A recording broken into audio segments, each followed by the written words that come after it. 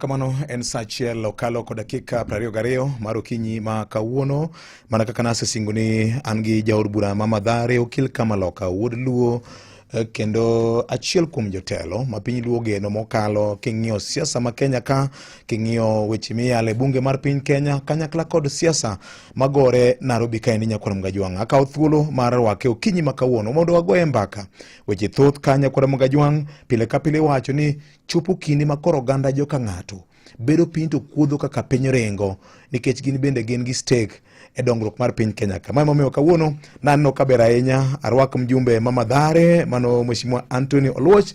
Mheshimiwa yaore kendo machiegni ramo gi baraza. Erokamano ahinya muso nyikwara mogi ndalo mathoth kapok wago mbaka. Abiro ka kendo mar mondo mi wakuodha ne pinywa ni to chomo kurewa. Erokamano ahinya. Idwa lala ahinya. Ang'o muthedho Nairobi ka?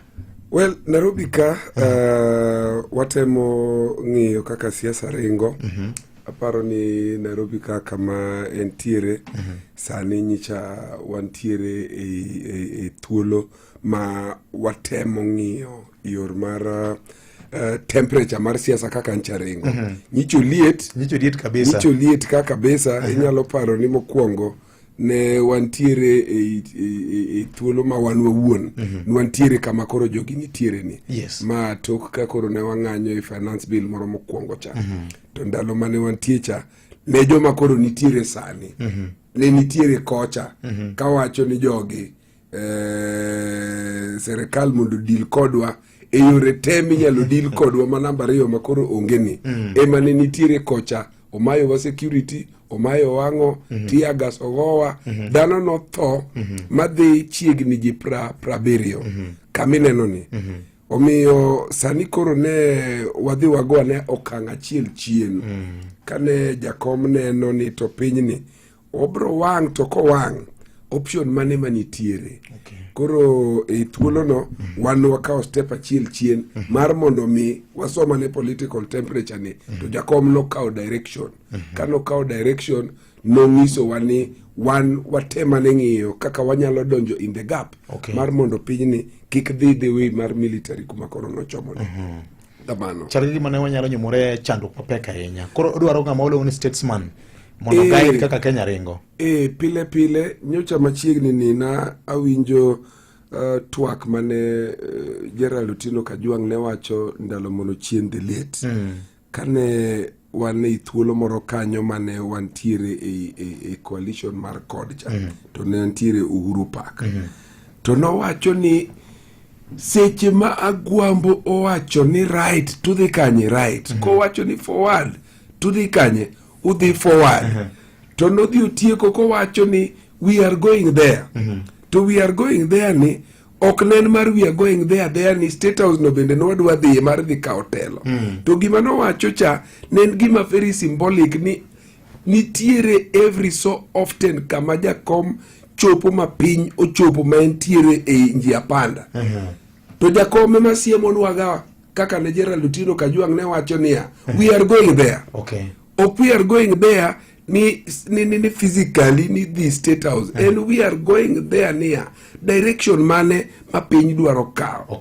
To e kama koro ne wachope sani mineno ne wantiere ka chien ni mane wawacho ni we are going there. To mano e kama kendo koro sani iwinjo jakom ochopo mowacho ni odwaro chiwo nwa direction. To we must make it easy ne jakom kaka oganda Luo. Mar mondo mi kikwa kit jakom mar mondo mi otim gimiluongo ni o make expedient decisions. Jakom has never bedo a shortcut mo make expedient decisions nini kich mayot moro mi wacho ni yawa dhi kode moro madhi mbui nini dhano ringo koni gi web moro mar nikia ni koro moro mowuok ni iwinja. Jakom has always made very difficult decision. To one kaka oganda Luo nyaka wa make it very easy for jakom sometimes when he must make those decisions to wachung tok jakom. Emomiyo kane moro makoro niloso godo MOU wan kaka Nairobi jakom no luoro to kotiko luoro to notieke gi Nairobi ka. Kano biro KICC jakom no biro to ngiso wa kaka japiny owachone kane poko make that decision. Notimo consultation. To ane manomiya thuolo munda wuo kwa niaba mar wajumbe ma Nairobi. Yes. To ba gima nawacho e thuolo no na refer to Luke 11 14 nyaka 23 ma wacho ni you are either with me or against me. You either help me to gather or help me to scatter. So penjo mane wapenjore kacha ni jakom kanosewuotho moyudo maoni mar jopiny.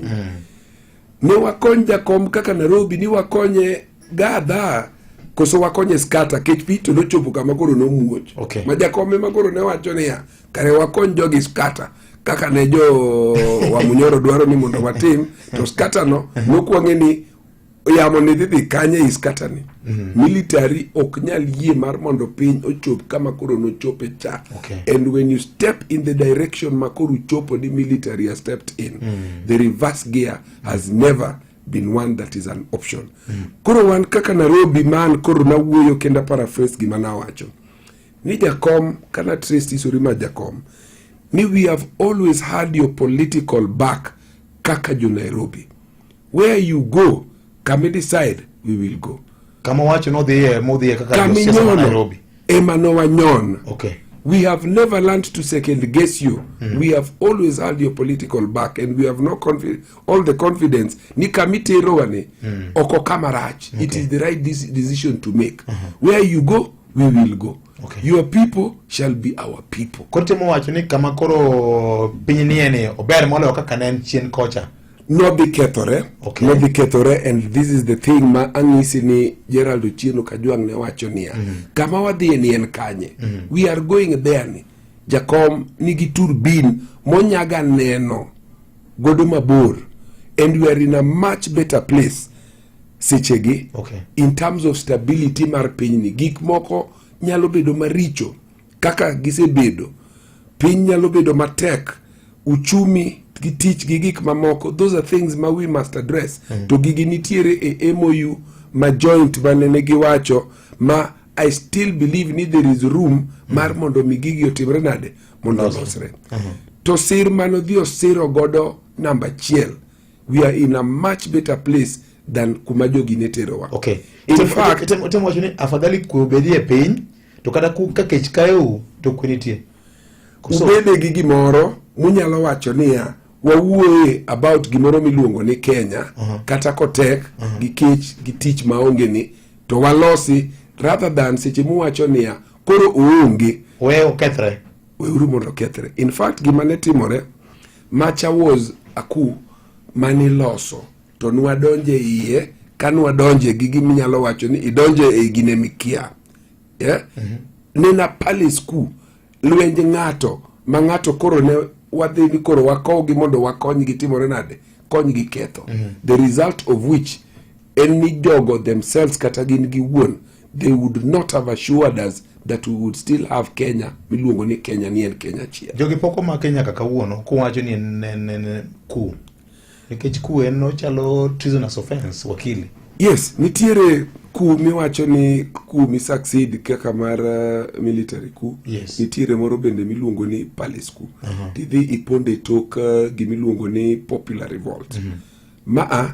The problem any the consequence mar maku manodhi ochope any nobody even not even them would have had control of this particular one. Nengi mane dhi walk out of hand ne onge ngama nyalo bedo gi teko marito piny completely. Okay. To the moment muchopo kama koro teko mar piny onge ngama nyalo control, the military has no option but to step in. Okay. Jakom osemiyowa example nyicha entiere NTV and he has said it numerous times.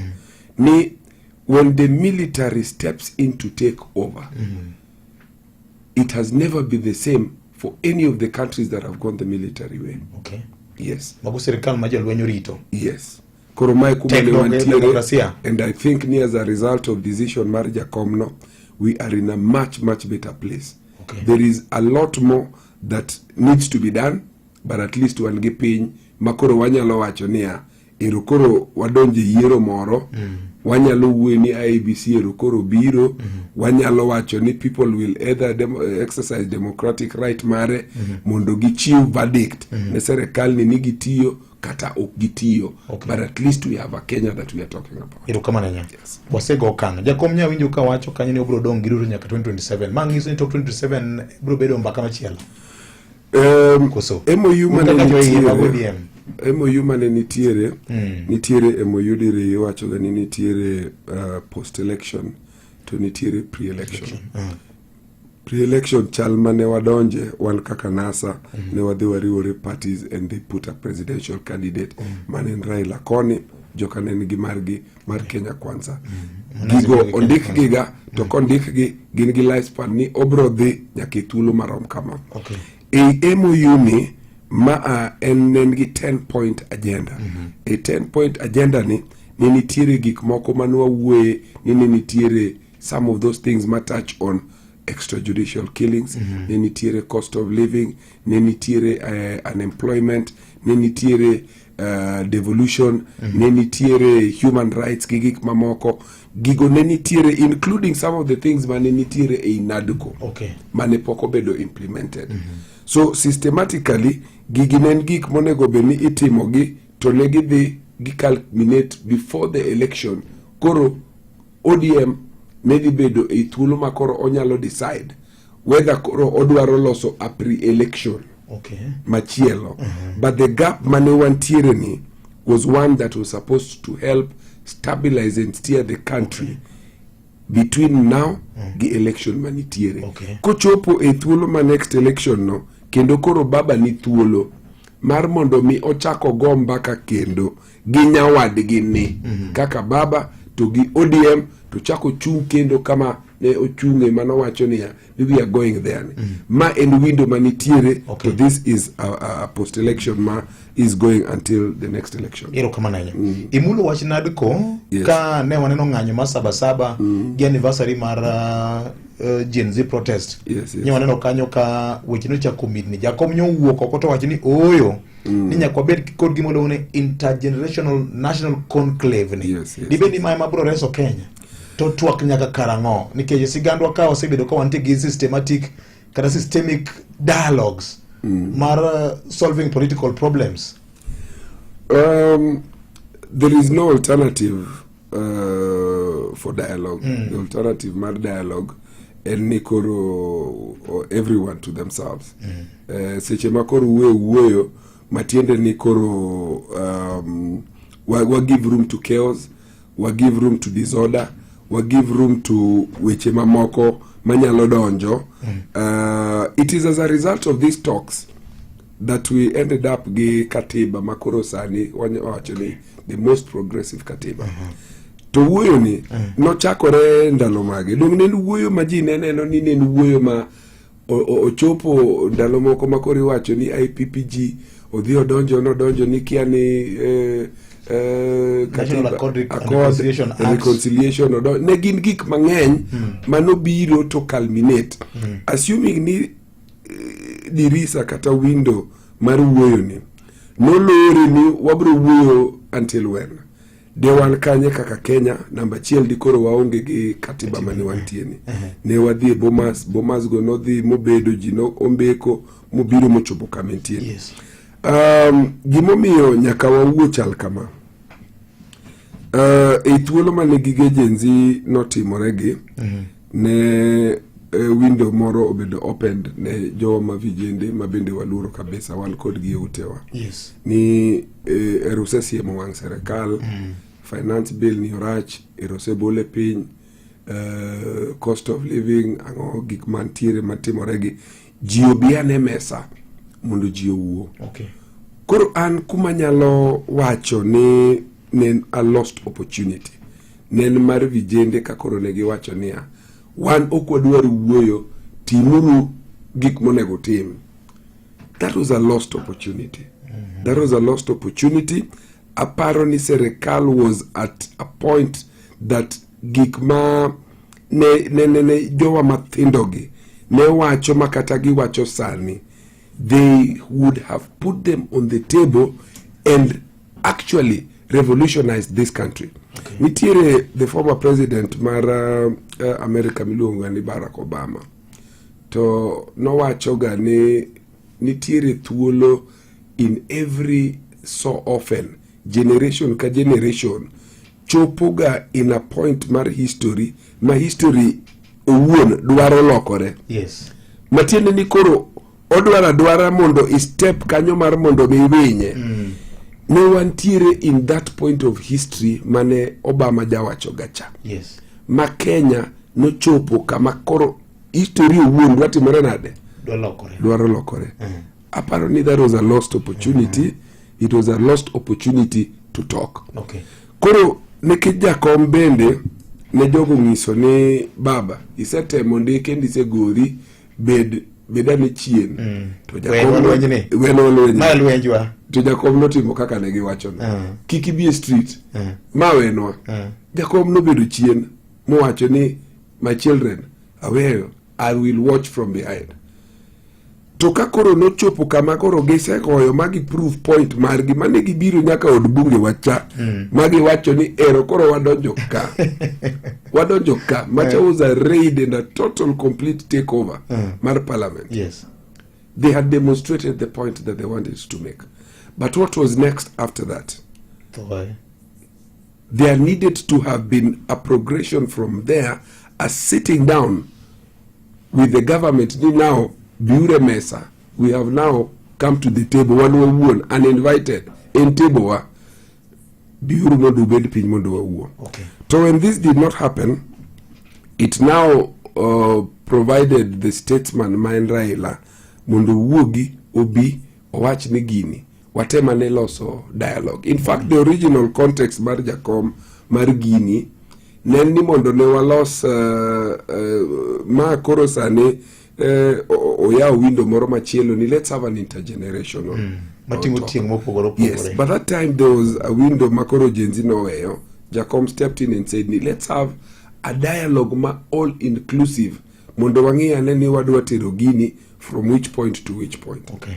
En mana ni kakoro window chano dhio gine jakom nyichi winjo kawacho ni there was a persuasion from a wing mar party ni let us try and stabilize this government by providing them with experts gi joma wanyalo gine. But that window mar dialogue pod ne nitiere, and I think again that is now a lost opportunity ma on the side mar serikal. Okay. Nika vijende kanoda gi biro, it was now incumbent upon serikal mondo negi kao that olive branch manager komo provide ni walosa ne thuolo mar wuoyo. Okay. And so again the window of provide itself ni jakom duaro ni mondo wabed gi an intergenerational dialogue. The intergenerational dialogue in form of a conclave asewinjo kaji on social media netemo wuo ni ing'eyo we cannot be talking forever ne wuo nadko ne wuo ango but we cannot talk at each other. Okay. And we cannot solve gikmoko by being in the street in perpetuity. In fact king'eyo street cha temo ni weche gyokonya loso ka en ng'anyo. It cannot be in perpetuity. To why intergenerational? Intergenerational keja paro ni nyathima mamaro milungu ni jenzi ni any generation moro ma we need to try and understand gi mopogore gi kaka wan. Okay. Wan ingeni wantiere dire ka no nyuola e Tomboya. Sindio? Wabiro ka wang'iyo siasa mar vuguvugu mano biro mar multiparty chakilose 82 ka wabiro nyaka 92 ka waneno gine mar Jaramogi gini ka Ford dalogo tije Kajwang gini gi joma moko nitiere University of Nairobi ka gitiere maorengo gini notelonwa. One bende nwantiere student leadership Kenyatta University kucho 91 92 ka thuolo no wantiere in that generation mwaneno nyaka koro kama katiba notimore nade. Macha ne en kinde u macha kinde wa nukeda style mar wakede sitaendwa. Okay. Kedo mar jogi en kedo mopogore to en kedo moro mane ringo to jogi mobilize themselves gi tools mopogore gi marwa. En tools ma gine social media, ten hashtag, ten occupy, ten team otimore nade. Gisalamu mang'eny. This generation entiere to wan bende wan diere ka generation mane otelo before, then nitiere generation manokelo the progressive generation manokelo changes mane wantiere godo. Yes. Can we have some intergenerational dialogue mondo wang'iye niya pinywani wadwani mondo ochom kanye to in the space gi changes gi challenges mantiere ni, where do we find the convergence kama ji rome mar mondo mi wanyalo wacho niya ukoso yo gika gimomiyo okwawinjre en nikech paro maru opogore gi marwa kochomo koni. Koro kele urane mondo mi wabede diere ka mondo wayudane solution. Conclave ni, it was not en conclave gimomiyo en conclave en ni kacha ji donjoga kacha tuloro e room moro to wacho ni wadwa bedo kanya kalo wabed gi solution. Nyaka wabed gi duoko. Yes. Ochalo kaka imanyo papa. Then ka solution owuok to white smoke ne timore nade oko. To ka dipo ni conclave no rachni, kila bende nying machielo. Okay. Bondo bende wagine, but at the end of the day wabede mbaka ma joma feel excluded, especially the Gen Z. bulging Gen Z population. Therefore feel again considered, understood, and therefore now what they forward ka wang'eyo ni ma e kaka jogi par. Erokamano. Yes. Be nyaka kawuono wang'eyo chandruok ma Gen Z midhiero magineno. Do you understand their problems really? I can say yes and no. Yes, because ni magi nyithindo, remember ni joma onyuologi ema ne bende ojiwogi. Okay. Nikech jogi ema winjo pek mar gineni, to nyithindo gi nobedo piny kawacho ni minwa gi wuonwa waneno chandruok ma udhi through. So okwabibedo ka mondo wariti mondo gine. Koro wawuogo ko mondo wadhi watim gima unu wuon ok unyatimo rudade. Ok unyatimo. Aparo ni a huge part of it nen because ni gineno thagruok mobiro gi ngima matek. Okay. Ngima matek ni tich onge. Opportunities gineno ka onge. Ne gineno ni maybe serikal obedo gi misguided priorities. Ne nitiere gimoro ma gineno ni there's a lot of wastage gi opulence ma ki compare gi dhano mathagore cha. To gineno ni serikal otimore nade obayo. Okay. So there was a governance question governance question, and it means ni kare nyathi ma Gen Z ni en ng'ama kare inyalo we ni ne TikTok ni gin joma gine social media joma halo magina ka to kare the issues mawatimo and politics gi understand in a level gi yo mopogore kodwa. Iwinja magi biro manyathini sani koro miyo gimoro miluongo ni finance bill ni en gima ne jikia budget gi process mitimo ni nen gima ji onge. To sani ng'ata odhi mong'eyo ni iga ka iga nitiere gimoro miloso ni chik magini ida nyalo konyi kata nyalo inyi. Tinyalo ng'iye close by close magidhi masani koro ji wacho ni kwa dhi waloso chike okene na moro migo kama dwago ng'ani aicha. Joko miyo sani koro kibiro in kaka mbunge nyaki bi kacha kilidho king'iyo ni giri adwa kale to implication mare en ang'o. Implication mare en ang'o ke jogi gi mobilize ma wabunge gi sani gine gibiro gi gimoro miwacho ni gidwa occupy nyaka utewa. Iwuok titero nyithini sikul tikani nyathini ni kare jogi noseng'eyo nyaka nying nyathini no luoch nyathini somo kama iwacho gimoro ji odhi elo ni history ni modhi owacho bujumbe moro nyicho wach ka ong'eyo nyaka gope gi kuonde mosechode gi jomo osewuondo gi jomo osetimo godo black odhi ong'awne moket ne social media. Nyathi miluongo ni Gen Z ni en nyathi matek savi ten ng'ama tiyo gi gimoro miluongo ni ni artificial intelligence. Inyalo loki AI magimi wacho kani odhi okete modhi ongawe motime gimoro kama odhi wache mopogore AI. So nyathi ma Gen Z ni en nyathi ma is at a different level. Okay. At a different level, and which is why apparently Jakom is perfectly in his stride. Let us have an intergenerational talks to understand this Gen Z, but at the same time when Gen Z you understand me. Mundu bet kata kama koru nyalogo embaka muwache gi freedom. We must have a country. Okay. Nyakwaberi gi Yes. We must have a country. Munyalo wache gigi gi freedom gi kaka uwache no makoro wanyalo wacho ni ero koro wan gi Kenya. Munyalo wacho ni ero watimruma. We must have a country. How do we have it? Kokwa bedo gi intergenerational twak no. Ero kama na hiyo. Achiel kuom gik ma nyocha ukete MOU en wach mar nek ma aoyae ma pod waneno ka jomatindo gi pod yuago ni sirikal pod tiyo gi teko mathoth sama gin ndara. Yes. Ma wanyalo thiedho nade? Ma en gima it was part of gimane wawacho MOU wacha. And remember ni seche maji wacho mano waparu ni wawuon kaka jo Azimio ne wantiere kamineno koro Kenya nitiere sani. Wasebede pauni kiwanja ni wasebede kiwanja ni wasebede okunwelo e pauni okwanwele pauni makara kori neno sani koro waleng okwanwele pauni sani koro giwacho ni un jo ODM murito chik mar mesa okwanwele pauni ana wuon wa observe table manners talk ni wakondon tiyo gi teko mang'eny mar kuom jomagine. But one, nyaka wa understand ni there is also a balance.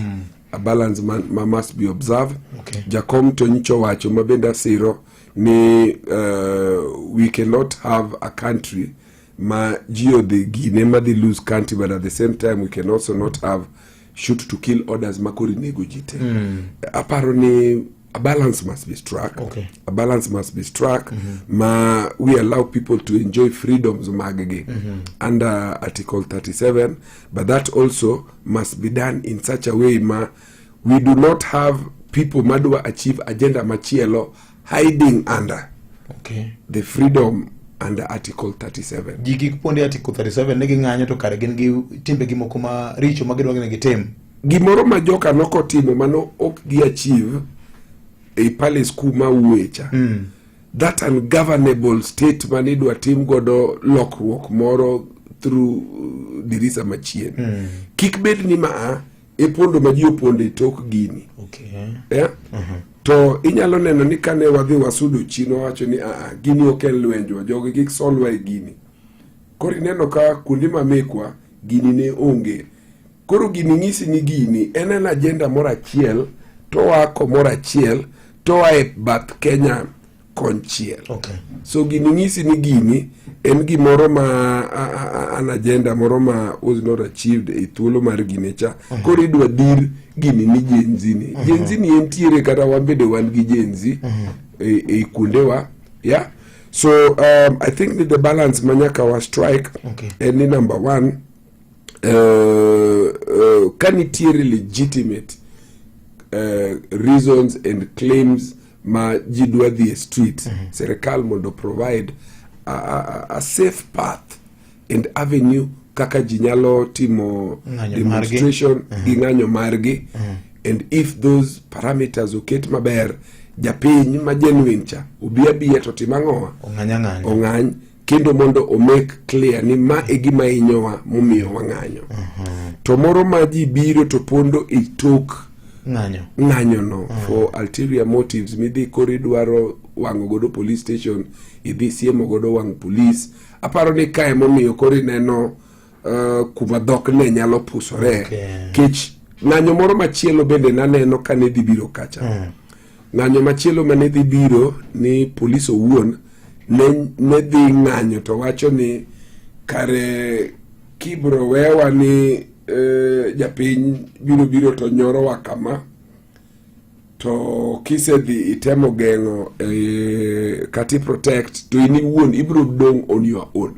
Idong kendi. Inyalo dong kendi. Koro aparo ni chich moro noduogo bedo ni ng'anyo moro nyalo biro ma jogi odhi step aside wa kare mondo giwang'e mondo okethre. To wang'e mondo ikethre no ne dhi lead into anarchy. Okay. Another step of anarchy.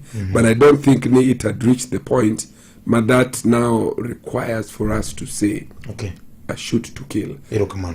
Ana wuon I am ebo mi onangi side kiwanja ni wan wasebed. Ana wuon tienda mineno makor ka achamni. Onge gimo chom gi chumbe gago. Ng'anyo moro ma mokwongo moro miwacho kane baba waliora weko biro ka koro wadhi wuok airport nyaka Gine. The next day Mungiki no nego jowa Mathare Ruaraka gi Gine ka koro ka jakom no wuok dhi ng'iyo gik manotimore kocha. Nadong kenda kana bede wi pick up ka koro jogo biolisasi ta bede wi pick up sound system amara matienda ni naduga yudore mana Nairobi hospital. Odiochieng' mano chakore ka tero nyithinda kanisa to gona simu ni we wach dhi kanisa no jakom biro Gine ni naluongo mana my brother-in-law no biro kawo nyithindo ni tirna nyithindo gi kanisa Katholiko pere apa ilka ang na duga kawo gi adhi Ruaraka biro. Nabedo hospital wige 2 jakom no biro kong'iyo rem mana ntiere godo kana wacho ni weyauru koro mondo atho naneno ka jakom pi wang'e no chwer. Omiyo kiwanja ni wan wasebede and there is a balance that has to be struck between exercise mag rights wagi to gi excesses mag police. A balance has to be struck. Erokamano. Obro ko yu matin mheshimiwa nikech awinjo kanyo ka sani former deputy president wacho ni gichoko neno mondo giter godo sirikal gi president edo mar ICC. Ben gima nyalore mana bang' dakika mano kende. En kanyo sari wadong dakika 5 kende nyakwara Mgajwang wago mbaka watemo luomo weche matimore bwo piny Kenya ka kitimana ka jaod bura ma Mathare ewendona Okil Kamaloka Anthony Oluoch wapuro kodo wach kanyakla. In bende nyakwara Mgajwang inyalo orno otimerika mondo mi wane kako nyalo ko wachni kamujore kode kitimana ka. Edo kod dalani en gima yot mokalo. KCB Mortgage oyawne jo Kenya duto mondiki kod jogo matayo ohendnigi. Chudo bendo yawo iye higni 25. Lim bad bengi mar KCB moramora kata or ote machuok indiko ni mortgage e namba 225222 kawuono. Ng'ano ma en Mzito to en ng'ano ma ochopo bei mar Uzito. Ane Mzito, ane matelo ne komiti mar G50. Donga chopo bei. Gi G50 mano ichopo bei mak Uzito. Ai, ane Mzito ne amondo puodho kayo cham kendo apongo gunde 50 gi cham. Donge kata ini neno ka chopo bei. Gunde 50 mano itemo mak Uzito. Refa, chungare tugo no matin. Ane Mzito, ane man kod gonde mang'eny e lig. Aseloyo gonde 50. Gonde 50 isechopo bei mak Uzito. Nyiew Coke, Sprite, Fanta, Stony kata Crest, Mzito. Yani nus lita enengo ma 50 bob kende. Mak Mzito kawuono enengo mogonyre ka ofani pokorumo.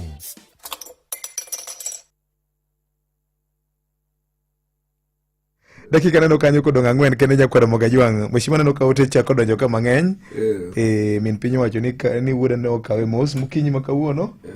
Aito Mheshimiwa Babu Owino bende wacho kanyo ni mos na osibna nono ng'ise ni 2027 ni adwaro kuche. Erokamano mama wuodi makayo omosi kabisa. Mama en ng'ama en bende wang'ama waluoro kabisa. Kendo amor kabisa ni kare seche ma wabiro ka wambeko mama kare osechiwo kendo winjo twak mwantiere godo e Ramogi. Babu osiepna kabisa. Babu osiepna kendo wishe well kendo ka wanyalo bedo gi ng'ama jaluo momako Nairobi.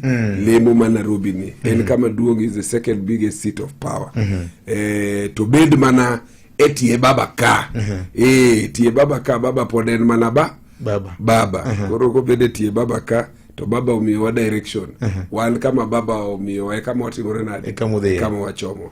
To ng'ama mbasna kendo ng'ama osiepna kendo wambiko kode mang'eny kabisa. Erokamano ahinya. Yes. Wach mar ICC, Rigiji wacho ni gichoko neno mondo mi gidonjne sirikal gi President William Ruto ICC. Ben gima nyalore king'iyo kaka okil Kamaloka? Well, inyalo paro ni wan bende ne nitiere thuolo moro ka koro ne tok ng'anyo gi nek mane nitiere thuolo machien ka ne waloso petition. Yes. Petition nolosi manoter ne gi Paul Mwangi to go kinde mamoko gi wan Gini Otienda Molo Gini mane wa manyo kaka wanyalo approach ICC ne nek gi gik mamoko. So maen gima nitiere, maen gima opportunity gi window ma kanitiere good reason momiyo ji feel ni onego beni ji dhine ICC. Maen ratiro margi. Okay. Maen ratiro margi. Gima wacho ni wan bende wasebede kiwanja ni. Koro gin bende gitem mana mamargi kaka ginyalo. Yes. En a political statement kosa legal journey? Nikech threshold mondo case obede ICC en gimo yangore. Remember ni ICC owuon bende nigi jok ma monitor kendo ng'iyo, and they can do that on their own motion. Japiny mora bende nyalo approach ICC ni gimoro timore ka biro mondo investigate. So complaint no kise make ICC nigi threshold mamargi maginyalo wacho niya wabiyane mondo watim nonro marwa. But it is not every complaint or petition or approach or whatever it is manyalo invoke ICC mar mondo mi obie pinyu. So anaparo ni gima joka timo en more political than legal. I don't think they have convinced themselves ni nitiere a case ma ICC nyalo biro mondo donje gine. Sani opposition bende nyaka manye kaka gitemo gravitate mondo gikel ginene. Tingeni this is at a beaten path ma ginene. Kori yudo ka koro gin bende gitemo timo gik ma Jakom osetimo. Donc sani koro wuok no dhi loka ni kasto olalo dhi kuro ni mondo bin ni baba waliora wecha koro mondo en bedo kopo biya ni Gachagua waloka no biro ni Gachagua waliora we. So gigi wambe waneno gi baba oseseto de ji examples of people also political playbook mar Jakom magero political playbook ma Jakom osegine. Koro bende you cannot fault them. Gimbende gimanyane kaka ginyalo create momentum and gravitas kuom girgi moro magitemo loso ni to the playbook is the same mama ma moseseto. Erokamano ahinya mana kanyo en Sari Marukinyi wayudo weche manyien eyo machuok kod Vincent Otieno Nyakwara mo kwaduogo abro kwayo jaod bura Mama Dhari mondo oteme kolonwa weche mag IBC manyien ni weche ng'eny ka by elections nitie 22 ka Nyakwara Mgajwang kachiel kod bende weche mag budget ma bende IBC wacho ni kamoro komegi mathoth nyalo miyo gi oteku mata yiero eyo mowinjore. Weche manyien eyo machuok lak sechegi. County Mama Bay koro keto kenge mag dongruok seche mabende gavana ma county no Gladys Wanga osingo ni piny owacho mare oikore mar keto chenro ma kare mar bero kata kelo dongruok ne bombe duto e county no. Kanyo chuo wang'e chenro mabende dhi nyime sani maloso dundu mag pi e chiro masoko Mjinga. Gavana Wanga oyango ni koro county Mama Bay osechopo e tielo mogik mag dongruoge mag bombe. Weche moko en ni jolupe county ma Migori ywak kaluwore kod san ma giwacho ni giyudo kata gikale ka owuok e lwet apisa mag arita moko e piny libamba mar Uganda kod Tanzania ka koro gijiwo sirikal mondo mi odwar yo ma inyalo tigodo chuth chandruok machalo kamano. Komachielo en ni bura ewi nek mar Rex Masai duogo kendo odiochieng' ma kawuono ka bende jamin buche mag Uganda koro seyo duol matayo tije mag obila kuom ne donjore kod doho. Ka bende duol no onyiso golo ler ni ne ka bende apis jamin buche mag Uganda wacho ni neginyiso duol mar duol no endo ma ochung'ne tayo tije mag obila mondo mi koro ne gol register mane dhi konyo e chwalo nyime burano yo makare ka register onego bed ni miyo duol mar IPOA. Kata kamano ne gideko timo mano e bwo thuolo mane oketi. Wach bende koro gilero ni kelo ng'ikruok maduong' mokalo ne burano mondo mi odhi nyime yo makare. Giko weche manyien yo machuok jakora mogi watudre ka ngoromo saa 3 ne weche manyien ka gibro bedo mago motuche kor gwenge. Nyinga Vincent Otieno. Mago ne weche manyien e yo machuok e Radio Ramogi. Mheshimiwa, IEBC nigi ting' mapek tinende. Tabu maduong' ma wan go kaka oganda jo Kenya en gima luongo ni trust. Trust deficit ni malo ahinya. Geno mane manyaka wabed go tinende ne duol manyien mar IEBC mar Erastus Edong Ethekon. Mokwongo aparo ni IEBC nigi ting' matek kabisa. Kech IEBC manyaka midwife. Kinde ma katibo wacho ni iga bich nyaka wabed gi yiero. To gibiro e thuolo ma wasebedo gi IEBC maonge kuom igni madhi aparo na 2 gi gimoro nyaka ne funj IEBC machielo cha. IEBC ni nofunje kaluwore gi yiero manotimore ma aparo ni wang'eyo kaka nodhi. Yes. Koro trust deficit no is one of the key things ma this IEBC nyaka repair. To Kenyans have always been skeptical about the electoral Guinea because of elections maji fini either ose bedo kokotim e yo makare. Wan wawuon wasebedo e election petitions. Aparo ni election petition ma 2017, 2017, those election petitions themselves, the issue has always been elections no kobedo conducted e yo maber ma free, fair and transparent. And to end transparent in what sense?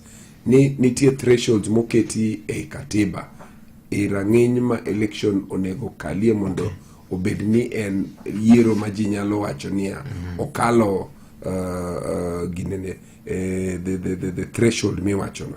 But there is also the perception threshold. Perception threshold ni en ni japiny nigi yie marom nade ni IEBC. So it is the biggest problem maparo ni an electoral commission and especially this one nyaka bed godo. And especially sani obiro in light of challenges mamoko bende ma nitiere mang'eny. So there is one, that issue ni they must bridge that trust deficit. Okay. Ang'o ma gidwa timo mopogore gi Hassan?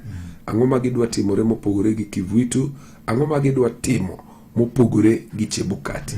Is a big question ma these electoral commissioners nyaka answer. Okay. Now the second thing maparo ni bende nyaka gi ng'i en ni nitiere ratiro mag japiny mamoko ma sani osebedo kakoro constituencies maonge gi representation. Those are things which manyaka gi ng'i ni how do they settle very quickly. Magi make sure ni number one, we can carry out this by-election so that these people continue to have representation magisebedo ka gionge godo, including kuonde makoro ne joge wa manodonje serikal, jo Ugunja, kao pia Wandai, kama ne Wandai ni nitiere, kama ne Mbadi nitiere, kuonde mamoko mane nitiere mane wan gigine. Kiwe mano nitiere delimitation of boundaries. Yes. And the limitation of boundaries is another very big challenge. Katiba ne wacho no nego time between 8 years and a maximum of 12 years. So magite no the mokalo ma we are in uncharted territory. Ma the provisions under the constitution have already been violated and stretched. Ma we don't even have parameters within which now we can carry out that delimitation of boundaries. So mano is something manyaka ngi. And then lastly nitiere the question of voter register. Remember ni under Article 38 every person has that right to vote and be voted. To sani mokwongo nitiere jowa sana makori neno majenzigi, a good number of them mano attained the age of 18 before or just after the last election to sani koro they are eligible to be voters. But still we must also ng'iyo ni register manitiere cha. Register cha en register mwadwa tiyo kode kaka entie koso wadwaro chako register manyien. You know, so we must make that decision, but ensure ni every Kenyan citizen is eligible to vote is brought on board so that ginyalo exercise right margi under katiba. So tijgi is cut out for them. Okay. Tijgi is cut out for them, and they have just a limited period of time kapok gitimo mano. Okay. They must also start thinking ni electoral infrastructure in terms of procuring facilities, equipment, voter education nitiere ka.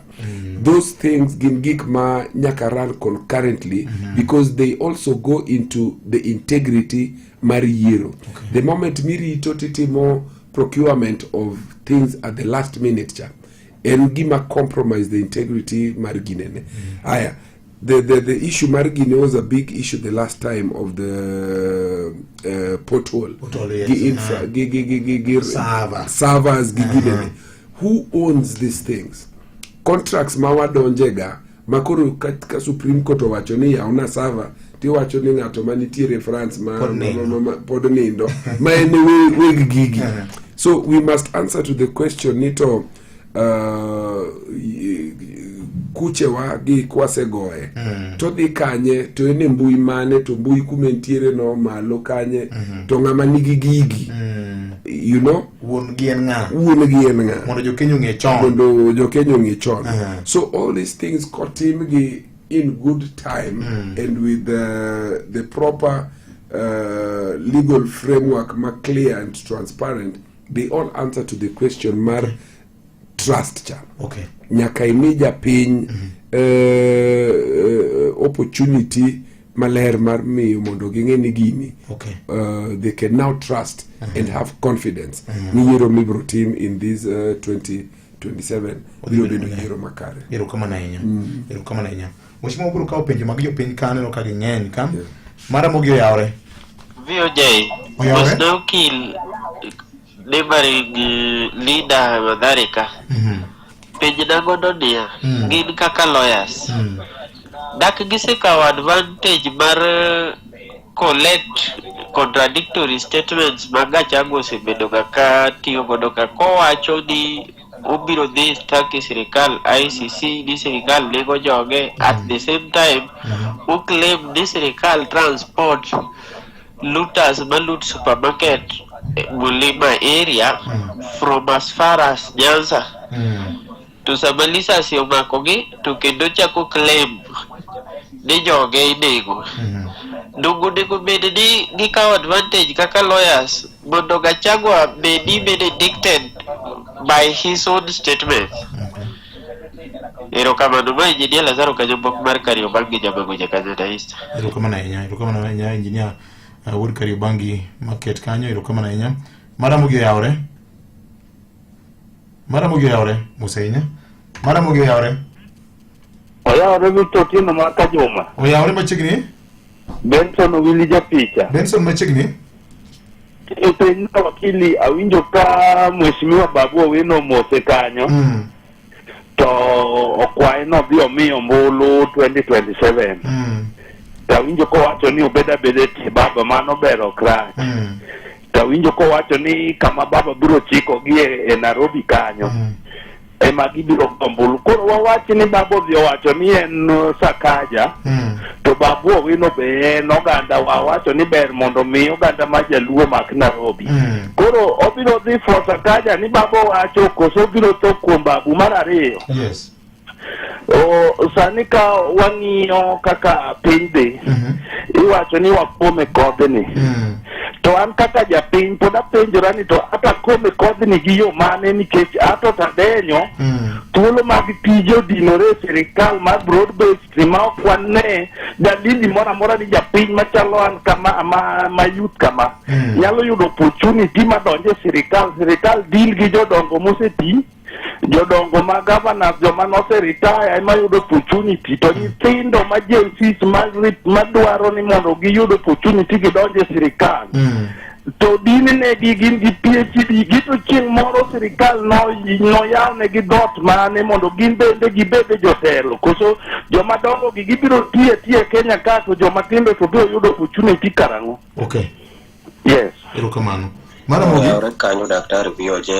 Osna window okil Anthony Oluoch an gi penja dek mokwongo. CS mekwariyo aneno ka nigi pride sana sama giwuoyo. To kang'eyo ni ma to biro nikech ang'o? Mar ariyo.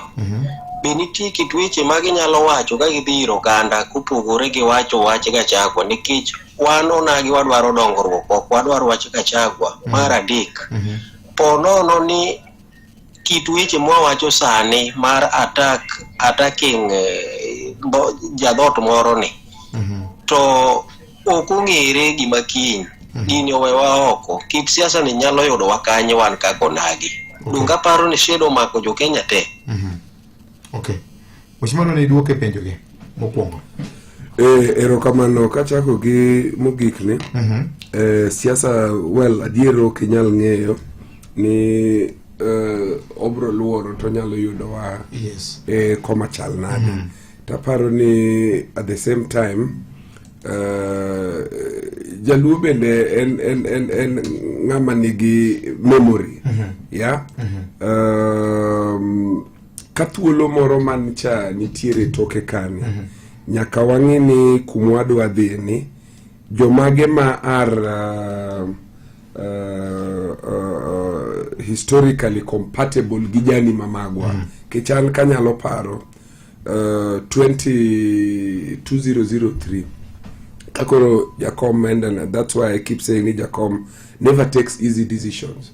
No kao thuolo mo kao decision mo wacho ni wan wadwaro siro ngato miluongo ni Kibaki. Yes. And you remember ni this is something was not a very easy decision. Kaluwore gi mbese gi jok mane gitiere godo. To dhi kacha to wacho ni Kibaki tosha. Kanya cha ne paro ni ene mane dhi yiere. Kanya cha ne paro ni ene mane dhi yiere. When the time came mar mondo mi jogi bende no dhi oduok lwedo you saw what happened. Mago bende Jakom no kao in stride but ana paro ni makoro ne odwa buogo wa ahinya ne wawuotho wuoth moro ka ma Jakom no nego be ni ne dhi bedo an African statesman and ineno ka jatelo masani ni no dhi mano chung kod Jakom kabisa kane gini odhi mane result odhi mobedo kaka nobedo nineno ng'ama nowuok oko kakoro celebrate ni Jakom otimore nade Jakom orem koro ka Jakom ne jomoko se celebrate no rem then kendo koro giwacho ni duga ne koni koro wang'ni koro wadwa kiti ginene wadwa celebrate ne kendo wadwa ni modiduogi ikonywa go serikande ni piny wang'ni koro wadwa kiti president gini ok timrega kama. Maybe things nyalo change and maybe we can still work together because in politics ongega permanent enemies and we must also not make it our point nikoro wadwa wacho ni magi josikwa but remember ni wan bende wan manadhano seche ma thuolo biro nikoro ma e kama ne Jaluo nego tele we have seen how certain people have behaved. So that is something that we cannot forget as we go into the journey gi discourse mar jomage mwadwaro ni mondo wawuoth godo ithuolo mabiro mbele ka. The other thing mopogore gi mano kapoka kidhi mabor ahinya nyocha jomokalo chien tie oboke moko nondiko ni nitiere jomoko madhiro Jakom mondo dhi lar kom mar president 2027 manyalo wachiamo ma en ratiro mar gine. Remember ni MOU mane wadhie ni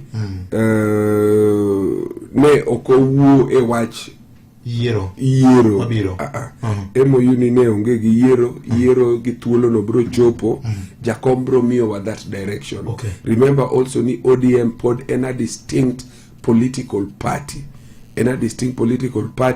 ma Jakom pod nyalo present himself kaka candidate ma wach ni dwaro chung to kata ka en owuono wacho no kodwa chung pod ODM nyalo golo ng'ama chielo mak mana ni the window mar bedo ni mondo migi wach ni MOU-ani wadwaro extend ni pod wabede in some arrangement mondo wasir serikal manitie ni and under what arrangement.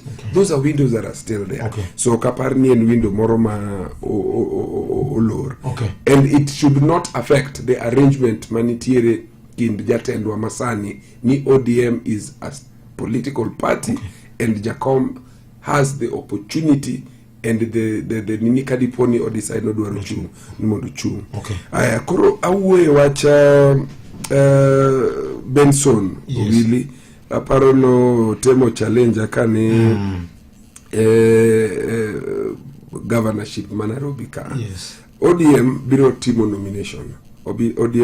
nomination nyicha wantiere gi team aparo ni owuok odhi Bungoma. Wantiere gi Babu Owino, wantiere gi joma moko ma maybe bende nyalo dwaro bedo governors ma Nairobi. Awinjo ko penjo ni ka Jakom owacho ni en Sakaja to wadhi timo nang'o. An aparo ni pok wachopo kanyo. Sakaja wuon pok owacho ni obire ODM, to kata kok obire ODM arrangement mane manitiere kindwa gi party ma is governing ni manyalo biro and in what format. Gimomiyo nanyiso Babu ni Babu bede tie Jakom. I'm a student of Baba Raila Amolo Odinga.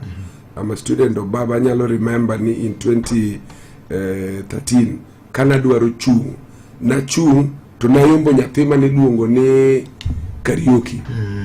To kane party ochiwo ticket no luongwa Nairobi Club. To kano luongwa Nairobi Club ongisa ni the decision mane osebedo made en ni nyathini emane wamiyango emano miyo ticket.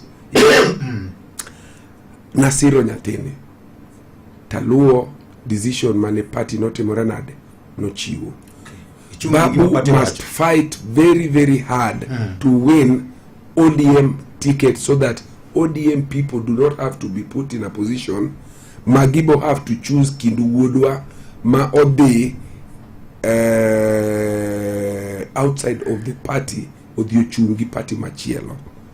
So if the position is put ni Babu wacho ni emwaluo ni en Babu, we will support Babu. So that is the position madwaro an podoka dwa wache ni ko wache ni Sakaja. I have not reached that point. Candidate wa mibro goal mar chama and I hope Babu fights to get that ticket. Ka chama omiye ni Babu emomi to wabro support Babu. But he must fight to do it under the structures and under the wings mar Baba Raila Amolo Odinga. Yes. Erokamano. Penjo mare marario. Opportunities ne joma tindo. Opportunities mag joma tindo and that is a very valid nini. Anaparo ni king'iyo e chambwani. Thuolo kano chiu ineno ka joma chalo Pio Wandayi. Pio Wandayi and a fairly young person. Joho is a fairly young person. But I think ni the valid point manitiere ni how can this trickle down effect koro chopi ne de japiny makawaida mathin cha. Japiny mapiny makawaida mathin mawinjo ni gine. And this is a conversation emaparo ni bende we must have seche mawuoyo manenitiere a dialogue cha. There was the issue about opportunities ne joma young, and I think it is an opportunity. Mapod is open under these intergenerational talks. Ni how can we make it possible for the young people to have an opportunity?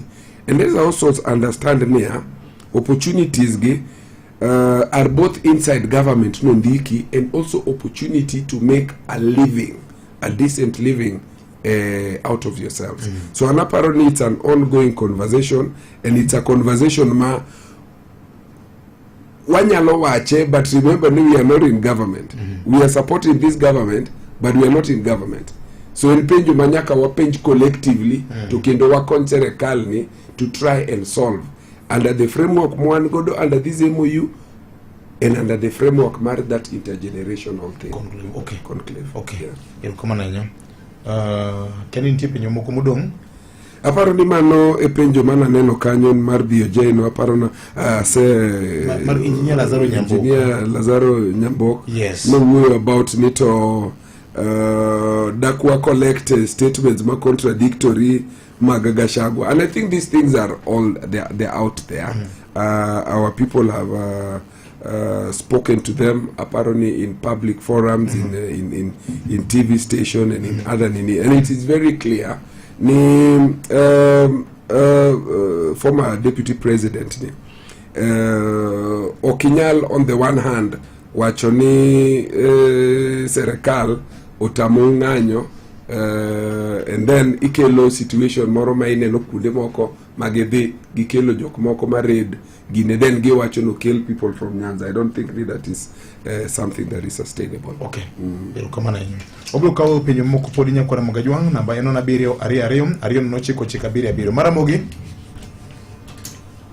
Victor Yaore mosna mbunge na Antonio Luocha wuok Mabatini. An gi penjo madwa penjo mbunge na osebedo kodi wang' ni aneno ka in gi koyo iluor ang'o matimore ilal ariyo iwacho wacha IBC mbunge na kata neno ka wendo bwogo yot kendo wendo ng'ao to wende ng'eni nyalo bwogo marengi mawuoge korot mar adek wach marach ok wacha ming'a tinda neno mana wabunge wa Manyanza kata wabunge wa Maluo gin tinde ka giwuok to Gachagua matindo wene gi gorwok giwe gore gi ng'ama gi Gachagua iwacho ga gi dholuo ni wach marach ok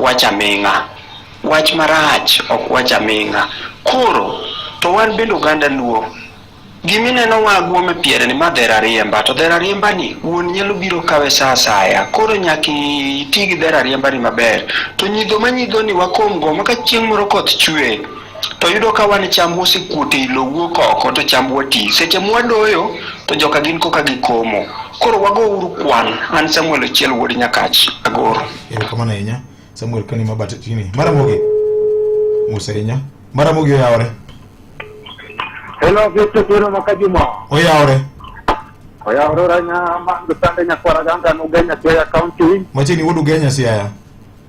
Koro mheshimiwa Anthony Amorka ndio chini masanyira mobiote. Moko kadwa penjito kapon koro intergenerational talk na nyalo gochi. Erika ko nyalo goto. Yantis ge kwa ni giongo kwa jota ndigi. Ubro timo na di mondo murom ko di mondo mulo tweke kamara rieke.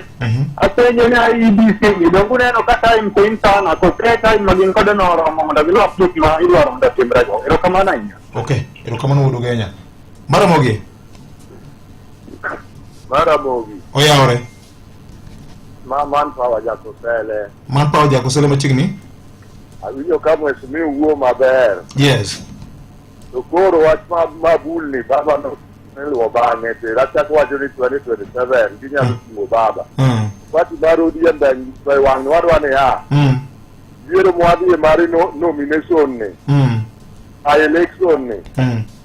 Giwa jo pinyo yier jo party magidwaro mondo migi go kura gimi ng'ato ticket ng'amu yombo wach moro ni miyo ng'ato ticket ni mesa cha giwe mane maketho wach mar dine na ODM e nasa ka giwa jo pinyo ng'ama gidwaro mondo mi ogone kura maber man pa uwe ikane kosele ero kamano mara mogi Oyaore Makajuma Oyaore machigni wuduo serikal to tiyo maber wari direction mar mheshimiwa Raila Amolo Odinga kako bo miyo di directions to gima temo kwayo gima temo penjo mheshimiwa nango dakuwe wach mar dako teme ler nuwa wach mar ngima moidho ni kaka luwore gik moko idho sani gik moko medore to kopono medore kako medore to iduoke mana gi pesa moro matin makata ma Kenya ok nya yudo kata kaka yani pod en kaka macha penje aneni en nini mane en yo mane magitiyo go kaka nikech ka gik moko idhore to en samoro matin omedore samoro matin oduogo piny gi moro matin penje aneni what's going on nikech gik moko duto ma idho kaka chalo kaka skari neno ka Kenya ka wantigi wanya provide skari oil wanya provide what's going on lernu ane kaka ni mtindo gani wanatumia ero kamano Maramogi? Oyawre Victor. Oyawre? Ma iluongo ni Ferdinand Nyagol kae gwenge mag Homa Bay. Motin Ferdinand? Rodi Kopany. Hata onge penjo lakini daher mana miyo wakili Port kod Park kaka wabunge mosebedo kateno loch mar kata chama mar ODM. Yes. Gima duong' ma daher nyiso jothurwa. Peace kod wuoyo goyo mbaka duong' mohewo gimora mora. Omiyo gima jakom Raila Amolo Odinga kwayo ni wabed piny kaka oganda e tieng' mopogore opogore mondo mi wago mbaka to wapenje ni Kenya dwa dhi kanye. Nyalo bedo maber kabisa kata mane ute ma wadakie gi. Shida nitie odiochieng' kod otieno. To loso wach kod bedo piny ema kelo kwe to miyo familia dongore. Koro kata mana Kenya waka lawlessness ma waneno ni ok nyal kelo dongruok, ok nyal kelo pogruok kata mana sirikal. To bedo piny gi goyo mbaka gi siemo wang' jotelo mondo mi wanyis gi gino ma wadwaro to kaka wadwaro ni mondo Kenya dhi mbele. Nyalo bedie gima ber mohewo gimora mora. Omiyo an kaka Ferdinand Nyagol a support gima Raila Amolo Odinga nowacho ni dhano bed piny ogo mbaka mondo ji duto te owach gino manyalo bedo ne gima rach to gi kaka inyalo lose. Wabro bedo kod thuolo maber kaka jo Kenya e goyo mbaka machalo kamano. Erokamano Victor. Erokamano ahinya. Maramogi? Oyawre BJ, ma Samuel Owida. An gi penjo moko adek. Mokwongo adwa penjo jaod bura ma madhare Anthony Oluoch mondo bende ando sie beno rojo kelo ni to jaduong' Oluoch kadiang' mi thuolo mondo mi ichiw max ne Ruto koa rang'iny mar kind achiel nyaka 10 de mi edi. Mar ariyo nyaka ija ne jo Kenya chak bede boloch mar Ruto nitie gik ma useneno to moko be uwinjo. Iparo nade ni gini dhi bedo gi duoko mane e wuok oko mar jo Kenya kombulu 2027. Machielo machaka penji Anthony Oluoch ni kadi bed ni jatend piny Kenya William Ruto di tim ang'o miparo ni jatend piny Kenya William Ruto oserem timo makelo usi mayot mar mondo ji obed gi mager gi sirikande. Machielo ma adwa chaka wacho en ni jaod bura Anthony Oluoch bi ng'eyo ni jo Kenya moloko ma joloko ohala matero mwandu gi kuonde mopogore opogore e bede mag sirikal gin sani gin jomodhier nikech sirikand ni ok chul pesa jok ma uluongo ni contractors. Be ng'e ni jo Kenya sani odhier marach ma bende king'iyo machielo bedo ka kata mana contracts mag jok ma notimo contracts go ichule yor ng'eruok to kendo sani sirikal odiyo pesa mang'eny makata samoro jadum John Badi lando kaka osegol pesa to pesa go kosegol land kamano to rumo kamano to pesa go ok chop ne jok manotiyo tije mag sirikal monego bed ni chulo. Kendo gin jomodhier moko bende kisungu wacho no bedo blacklisted gi begi mopogore opogore gi kata riwruok mang'iyo rang'iny mar kaka ng'ato wuotho gi gope miluongo ni CRB. Mano adwa ni mondo kite iti mondo ing'e ni sirikal ni ok dhi maber gi jok mosetiyo orak makadhi kachacha onego chul. Kamano to onge wach ama Samuel Owida. Erokamano. Oshima dwani duoke penjo ma ji openjogi kichalo gi mar Samuel Ochiel mantie constituency mari. Wacho ni wendo bugo yot. Oyuak ni dwa lala ahinya ni paro mane miparo gi jomadhare. Watiere ukalal watiere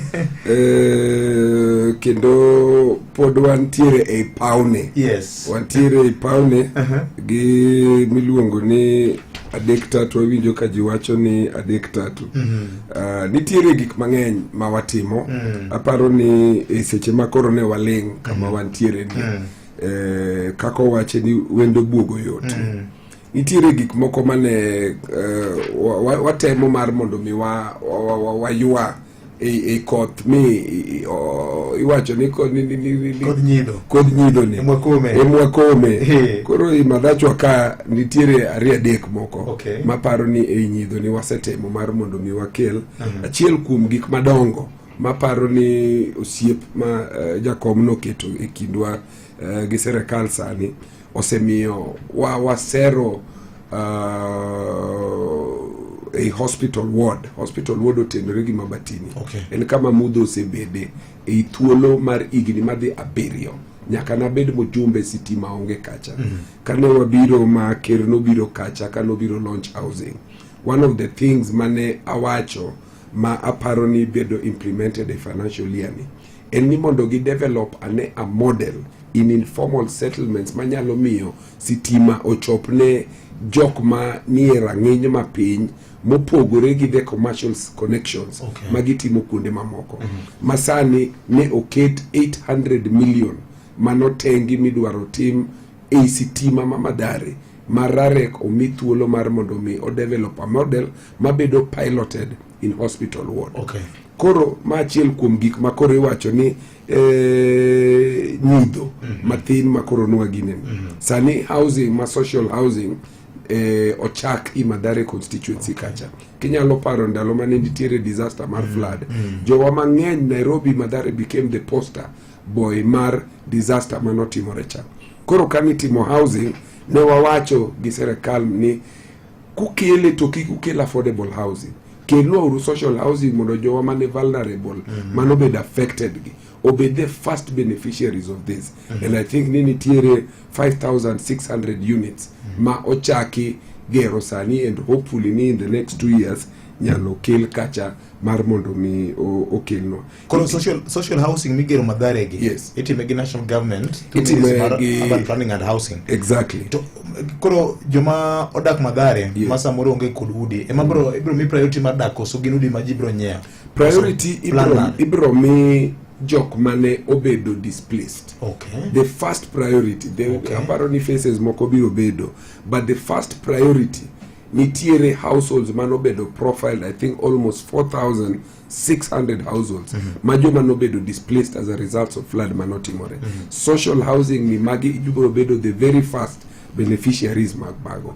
Apart from mago nitiere gik moko mang'eny ma wasetimo under infrastructure projects ma watimo under gine.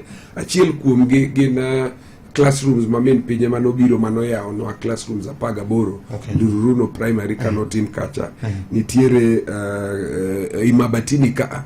Mabatini en ward mapoko gubedo gi a public primary or secondary school masani koreka achako classes 14. The first one ma president nobiro manoyao kanyo. To kano biro moneno chal mar kaka Mabatini chal, eno wuon no wacho ni odhi medo noa classrooms meke apar mabende sani osemedo ni gidhi bedo classrooms 20. So it means ni Mabatini, which has never had a public primary school or public secondary school, sani dhi bedo gi sikul manitire kacha. Gikunde mamoko bende mwatimo infrastructure project. It is just that we are not loud. Ngeni siasa bende nigi faces mage. Nitiere seche moko makigoe mang'eny moro mineno nwago echa. Koro ji neno ni kore kigo siasa. To nitiere seche moko mabende kore igoe nitiere mari nchikavu, nitiere maigoe nigoe angani gang'owa. Koro ngeni ji ong'iyo gi siasa moro mar rito luoch ni dak tinde goe siasa moro manogocha. Siasa ente ogune mowacho ni wendo riembo yot. Koro seche moko manwane wendo ni nitiere kaka bende nyaki igo siasa mabende upogore mokiriemb go dang'owa wendo. Koro siasa nigi kiwango gi levels kakigoe at different levels. Aparo ni kanyo aseduoko Jamabatini no. Nitiere joma wacho ma en bende owache, taparo ni 1 or 2 people owache ni ang'o miyo jaluo osiko ni diga chago kunde te mage dhiye. Aparo ni one of the things ma we must underscore. Gachagua had made it a point ni ng'amano koyao dhoge no dwa wuowie el Jakom Raila Amolo Odinga. Dongi nyalo paro ni Gachagua ne kane ne skucho ni an gima timo State House ka na keto mitego ni ng'amo tego mondo kik donje aluora mora machiegni ka en Raila Amolo Odinga. Ka en owuono make it his agenda ni ng'amo dwaro ni mondo deal godo en Raila. By extension ng'amo temo wuoyo motemo deal godo en jaluo. Koro jaluo ni Donge Raila is a national leader, ok en jotend joluo. Yes, en a national leader. Yes, idil gi gine ne national leader to kendi touch on jaluo. You remember?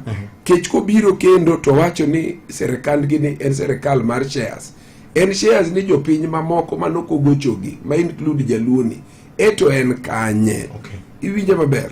To kata seche gi kano se wuok. Ni gima rach ne ni serikal ni ber kanyicha gi sire, to koro rach seche ma jaluo timore nade. Nitiere iye. Koro serikal ni koro wabi wakony gigo lweny mar mondo gigo serikand ni piny. Koro kwa wuo about ngani because ni nitiere gimoro malich momiyo, but because of the political position and stand mokao as against the rest of the people. Gigik manowacho about shares, gigik mowacho about Raila Amolo Odinga. We cannot lose the opportunity to speak about it so long as he continues to take positions mokao manitiere. Nitiere ngamane wuoyo ka about direct tickets. Aparo ni na Manpower Jakosele. Yes. Ni wang ni weya jopiny mar mondo mi. Now, chama mar party mar ODM nigi different ways maginyalo yiero godo ngama bedo the representative or ticket bearer. Yes. Or include direct ticket. Or include nominations, or include consensus. Jinyalo bedo piny to winjore. There are different models under the provisions mag party, so that you cannot limit the party on what mode. Anaparo ni party ni on need basis and with the uniqueness mar kunde ma the electoral go, and they make a decision nika we will carry out elections, ka we will deal with the direct tickets gigik madeka. Awinjo ka ngato no penja ni kana Ruto to ang'o ma datimo mopogore kata datimo ang'o. Well, one okan Ruto, but aparo ni one of the things that really needs to be worked on and need the government masani no biro with a lot of expectations, yeah, and there are very many difficult decisions mane chune ni nyaka no make, yeah. Aparo ni inherited an economy ma was in a very bad shape, debt levels mane nitiere, osetemo monyalo, but now aparo no nego balance between the difficult decisions that have to be made that have been made, and temper them with some nitiere gik moko miluongo ni social approach mitemo cushion godo jopiny subsidies gini. Yes, I think the government no biro on the basis ni subsidies gi don't work, and so they withdraw a lot of subsidies and a lot of things ma cushion jopiny. Aparo ni as we try to recover the economy, as we try to deal with debt, Maparoni he has dealt quite well about. As we try to enter spaces mamoko like housing and other things, we must also temper it. How can we cushion in the interim? Japin makawaida mayuak ni ngima ni malo, ngima oridore, pesa onge. I think it is the most immediate thing that he needs to deal with. And one of the things Maparoni and Awul Kaka sit in the Committee of Trade. I know ni housing provide for us a lot of opportunities marja pay mondo miyoginene, but we must rapidly think and expand the variety margik ma ginene. Climate works mobile ni like regeneration mar Nairobi River is one such opportunity. I think he has promised 20,000 jobs, and another 20,000 current year warwaka nokoni, another 20,000 will open. Climate works. Climate works. But that speaks to Nairobi. How do you deal with it on a national scale? Nitire program moro milungo ni Nyota, National Youth Opportunity ma is a co-funded thing between World Bank and the government of Kenya. And this is an opportunity ma over 800,000, close to 1 million youths nyalo yudo opportunity for personal business development. And the World Bank only requires the government of Kenya to do a co-funding 7.8 billion. So this 7.8 billion onegobeni unlock noa a program my government dimio over 800,000 Kenyans 50,000 shillings and above maginyalo chako godo ohala. Okay. So this is something mana paroni serikal onegongi. If you ask me one of the things monega team, this is one of the interventions. Okay. It is an intervention. My World Bank already say wachoni look, we will empower for you over 800,000 people. This was not put in the budget, and it would be too late to wait until the supplementary budget.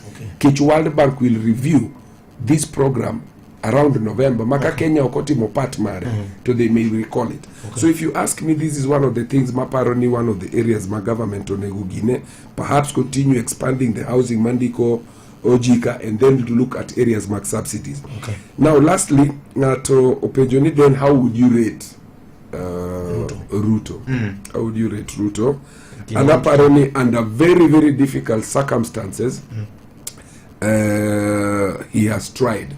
In the area of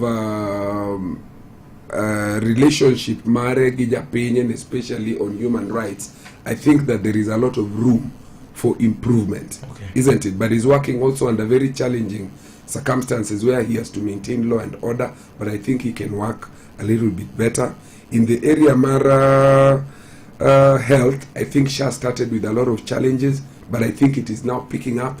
It is getting into a space Makoro Jinyalo Achone, it can actually work. In the area Mara employment, there is still a lot of room for improvement, but I think the economy itself has stabilized and maybe now on the takeoff. Koro anawuon anyalo miye 6 out of 10. Okay. 6 out of 10, and with maybe 2 years to go, I think he has room to improve it to maybe 7. Okay. Yes. Erokamano. Ang'eni kawuono bunge doke wange bang recess. Yes. Adwa nagonyi chon mondo yes. Nikech inyisa kanyo ni nitiere weche moko modhi ale bunge erokamano ahinya. Wach mari mogik minyalo weyo godo jopiny. Wach mogik manyalo weyo godo jopiny adok mana kama ne achako godo. Namba achiel en ni wabed gi geno ni things can be very difficult, but as difficult as they are, we must always come to the table and talk. Okay. Let us talk. Jacomo chiwonwa thuolo mar this intergenerational dialogue in whatever form, shape, gine munyalo luonge. Jacomo luonge ni intergenerational conclave. Let us embrace it. Okay. Let us embrace it so that we can come and put our thoughts together. Mondo wangeni Kenya ni odwa dhi kanye to jowa makoro biro mikoro miluongo ni Gen Zs gi. How can we embrace the new thought pattern on how they want things done, so that we can have one Kenya. Mane wach manyalo wewe. Erokamano ahinya. Wach mangi mokalo nyakolongo jwang mane mokelo e giko mar twako kinyi makawuono gi jaod bura Madhare mano Mheshimiwa Anthony Oluoch ka ne wago kode mbaka weche bura ka. Erokamano ahinya ote thoth kande kata kamano sa mong'adwa ka abro we thuolo mondo mi odhi nyime kod tije ma bunge. Ung'eyo ni bunge doke wange bang' bedo kod yweyo madundo keti mana ka. En ng'ano manyalo bedo gi geno kuome. En ng'ano manyalo gi yie ni nyalo tero nyithindo e skul kendo duoko gi koke skul. En ng'ano manyalo geno kuome gi osiki. En ng'ama nyalo geno kuome ni nyalo teri tich kata kain kod safar ma idwa dhi seche mag otieno. Wakelo ni Wigo ma en yoroth manyien ma ilo kod ogadier ma osete ma oyud ne en kare. En kod joriembo ma inyalo bedo gi geno. Nitie pesa ma iduoko ni kaka jawuoth sa ma itiyo gi Wigo app. Download Wigo app kawuono ko Google Play Store kata App Store kata ndikote machuok ni Wigo kasto iore namba mar 20425 mondo idhi safar ka in gi chir. Wigo, let's go.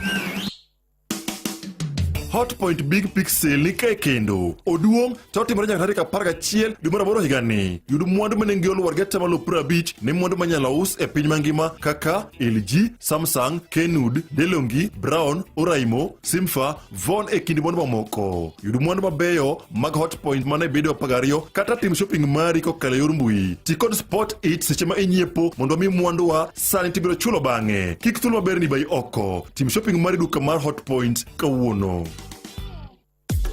Ne lendo mag kuyo, lendo mag ohala kachiel kod lendo moyiedhi ka intiere boma mandhiwa, chop Ndhiwa kata Unga Road machiegni gi Ndhiwa Muslim Mosque kata ywat ole namba mar 0726943815 ka intiere gwenge ma Nairobi chop Longonot Place Building 4th floor Kijabe Street kata ywat ole namba mar 01109227273 kata 0784540 ka intiere gwenge ma Kisumu chop Mega Plaza 10th floor Oginga Odinga Street kata ywat ole namba mar 07280688786.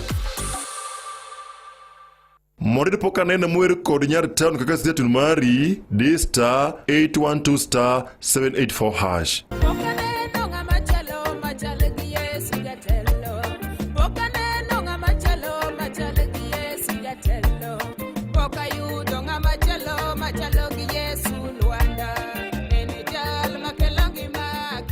Mondo pok aneno mwer kod nyar town kaka station mari *812*784#. Idwa nyiewo kata gero dalani kamoro amora e pachoka. KCB Mortgage e duoko mari. Kaw hola maromo $1.5 tidwoke bwo higni 25 gi nyinyo mar atamalo 9. Lim bad bengi mar KCB moro amora kata ywatole namba 07110800000. Have you figured out a vacation plan for the kids for the August school holiday? Treat them to an unforgettable 2-night bush safari with View Travel, where adventure meets family bonding. Head to the legendary Masai Mara from just 19,450 Kenya shillings in a van or 23,000 Kenya shillings in a Land Cruiser. Or go wild in Samburu, 2 nights from just 37,100 Kenya shillings in a Land Cruiser. Our Samburu departures are fixed for 8th to 10th and 29th to 31st August. All packages include accommodation, meals, game drives, and endless memories. Changamka, slots are filling fast. Book now and pay in installments with our Lipa Pole Pole plan. Visit viewtravel.com or call 0703-254-254. View Travel. Dream. Explore. Discover. Mana kamano nyakwara Mogajwang' kanyo sa Rio gideka 49 mar okinyi ma kawuono nyakwara Mogajwang'. En mar ng'isi ni lek mar bedo kod ot gima longo ndi nyakwara Mogajwang'. To bende isebedo gi lek makamano to kamoro en gima osebedo karinge pachi kindi ka kindi. Nikech samoro isegori peksen miyudo ni kamoro okin kama bera ahinya king'iyo teko marufuku mari. Kata kamano kik ichandri, sani nyalo bedo wuon ot. Wan kod udi mathoth minyalo nyiewo kata kigombo gero nyakwara Mogi. Ubed mago mantiere dala mar Kisumu kacha, Riat kanyo wantie kod udi mathoth, moko nitie kanyo Kitengela, Nairobi kaendi nitiere mathoth, kata kidhi gwenge makodhodh nam chumbi, mago te ibiro yudo nyakwara Mogajwang'. Parnia, onge pesa mabalang' mibiro juogi, bengi mar KCB ose winjo wachni kendo chopo kwayo mari nyakwara Mogajwang'. Mae momiyo en kindi mowinjore mar bedo wuon ot ka wakelo ni ber mogundho moyiedhi bilo ni KCB 105% mortgage financing nyakwara Mogajwang'. Nikech waseko yango teko manitiere mar bedo kod ot mulungu nyingi nyakwara Mogajwang'. Ma ng'iso nang'o nyakwara Mogajwang'.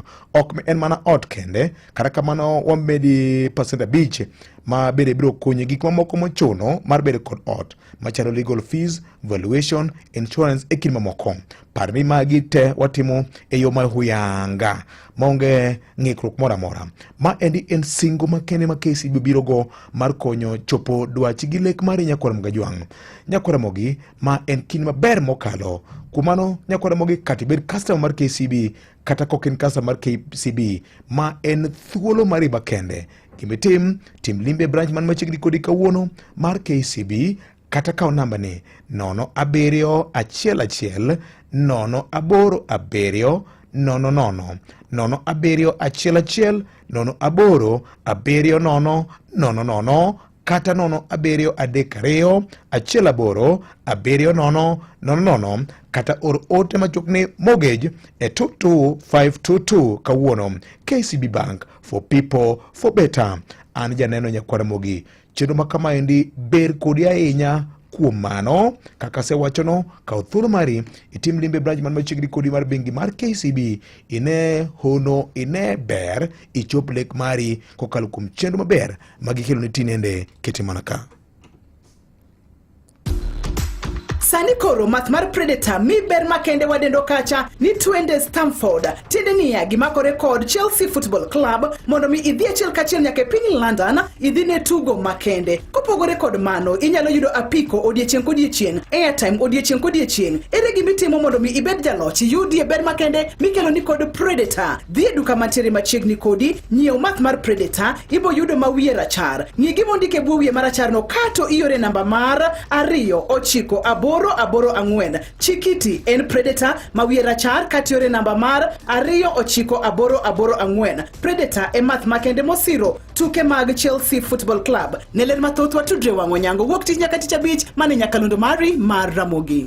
Mana kamano nyakora mgajwang ber mogundho ponitie ka Timeless Joy mana kod Farmers Choice e nyakalondo mari Ramogi FM kar chunje luo komigni ma oheo 47 gisebedo kodi nyakora mgajwang. Mae momiyo amedo ng'isi ni mwandu molos kod kambi mar Farmers Choice e mwandu mabeyo ndi ma bende nyalo tugodo wendi, nyalo budho godo, nyalo konyori godo nyakora mgajwang. Wan kod sampling mag mwandu mopogore ma inyalo bedo go mamor kinde ka kinde ne nyasi mora mora, nyalo bedo nyasi midhialo hiki, nyasi midwa dhialo godo gime isechope ngimani, onyalo bedo graduation, onyalo bedo wendi moko, onyalo bedo yore mopogore nyakora mgajwang. Farmers Choice en achiel kuom joma nitiere e kit ngimani kuom gago makare gi mwandu mathoth mabende gin go nyakora mgajwang. Kinde ka kinde kitipo shopping mari iparo mana mwandu mag Farmers Choice. Kumano daher mar ni kinde ni wadhial nyasi ma in gono mana kod mwandu mag Farmers Choice.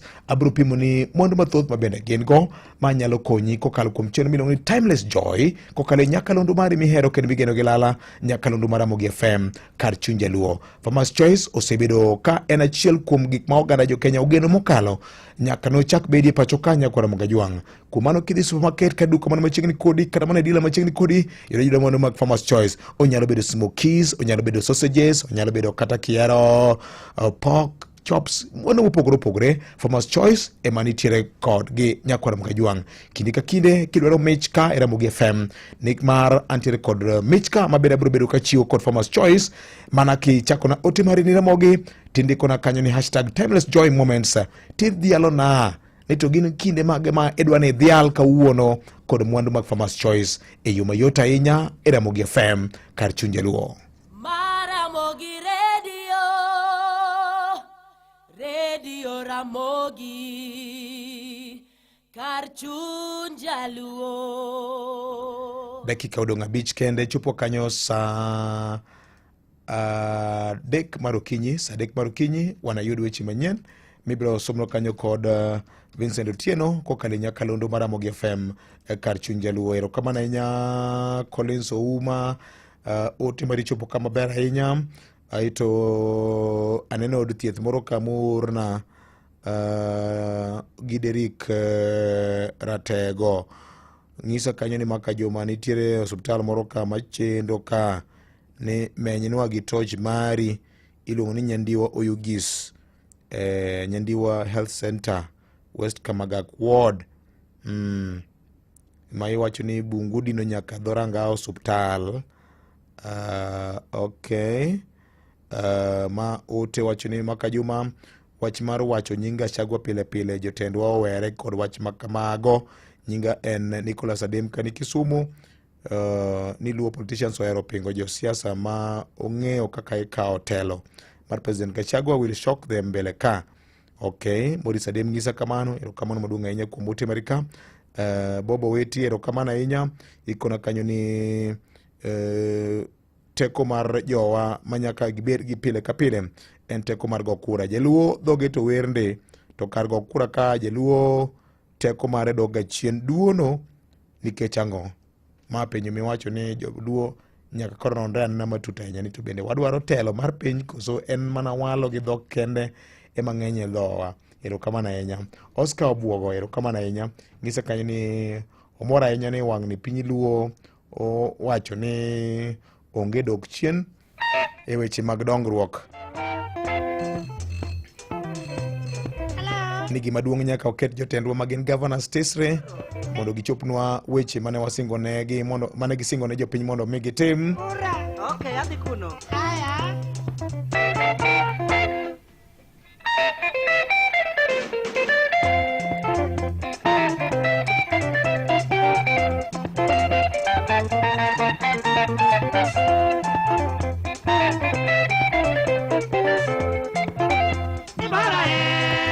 An gi penjo ka Debora pok oguro Nyakura Mgajwang'. Dibe ni in gi lek mora mora mar bedo kod ot moluongo nyingi?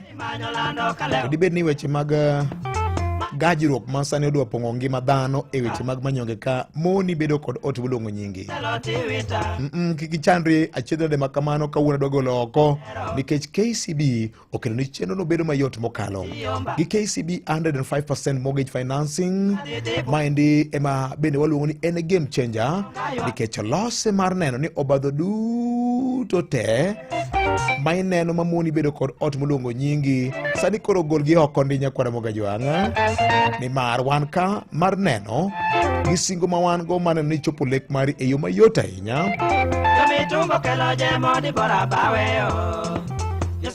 Wami nyaka offer mar up to 10.5 million mar property midwaro Nyakwara Mogi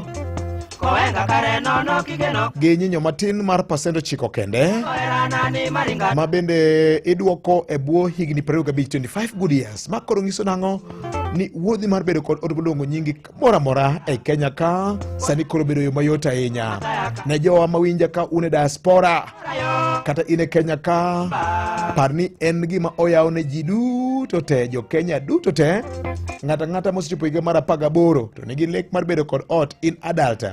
KCB oyawo dhode to ok ochuno ni nyaka ibed customer mar KCB, oyawe ne ji duto te Nyakwara Mgajwang', kata in customer kata ok in customer mar KCB, kata ondiki kata jatimo ohala, kata idak e diaspora kaka sewachocha, inyalo bedo kod chenro mayot mar bedo kod ot moluongo nyingi Nyakwara Mogi. Kiteme anena kawuono mondo lek ma in go mar bedo kod ot chop kare mana kod KCB. Gimitim wuok kod jalony marwa kawuono KCB Property Center e Kencom ka, kata kaw namba ne 0711 08 70 00 kata 0732 18 70 00.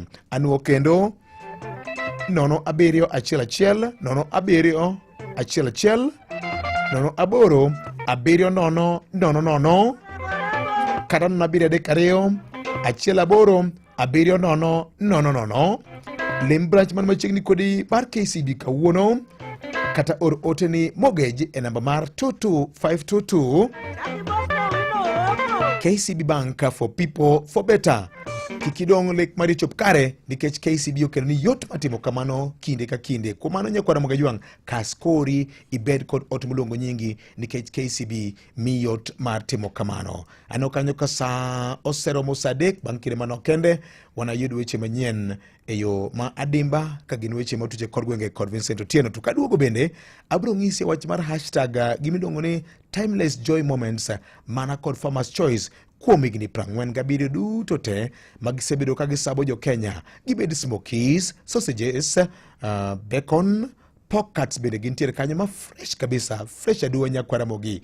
Sama koro iwinjo kanyo ka waziri wa tumbo bandho ratiro mare, to mai kinde minyalo yude smoky moro kata sausage moro kata bacon moro kata fresh pork cuts moro mana kokalo kuom mwandu molos kod kambi mar Farmers Choice Timeless Joy e nyakalondo mar Ramogi FM. Kuom mano orna ote marika nikech antiere kod mich magomo na mi gimichak na Nyakwara Mgajwang' ni chaka ni Ramogi tiluo kanyo ni nang'o iluo kanyo ni Timeless Joy. Tidiero na diera giming'eyo ni mar bende obed school, obed bus stop, obed kami yue kinde ka kinde in gi nyasi mora mora, ritwendi maber mana kod mwandu mag Farmers Choice. Na wacho kacha ni mae sa kokalo kuom chenro magin go e nyakalondo mar Ramogi FM kar chuny jaluo. En saa 3 wayudo weche manyien kod Vincent Otieno.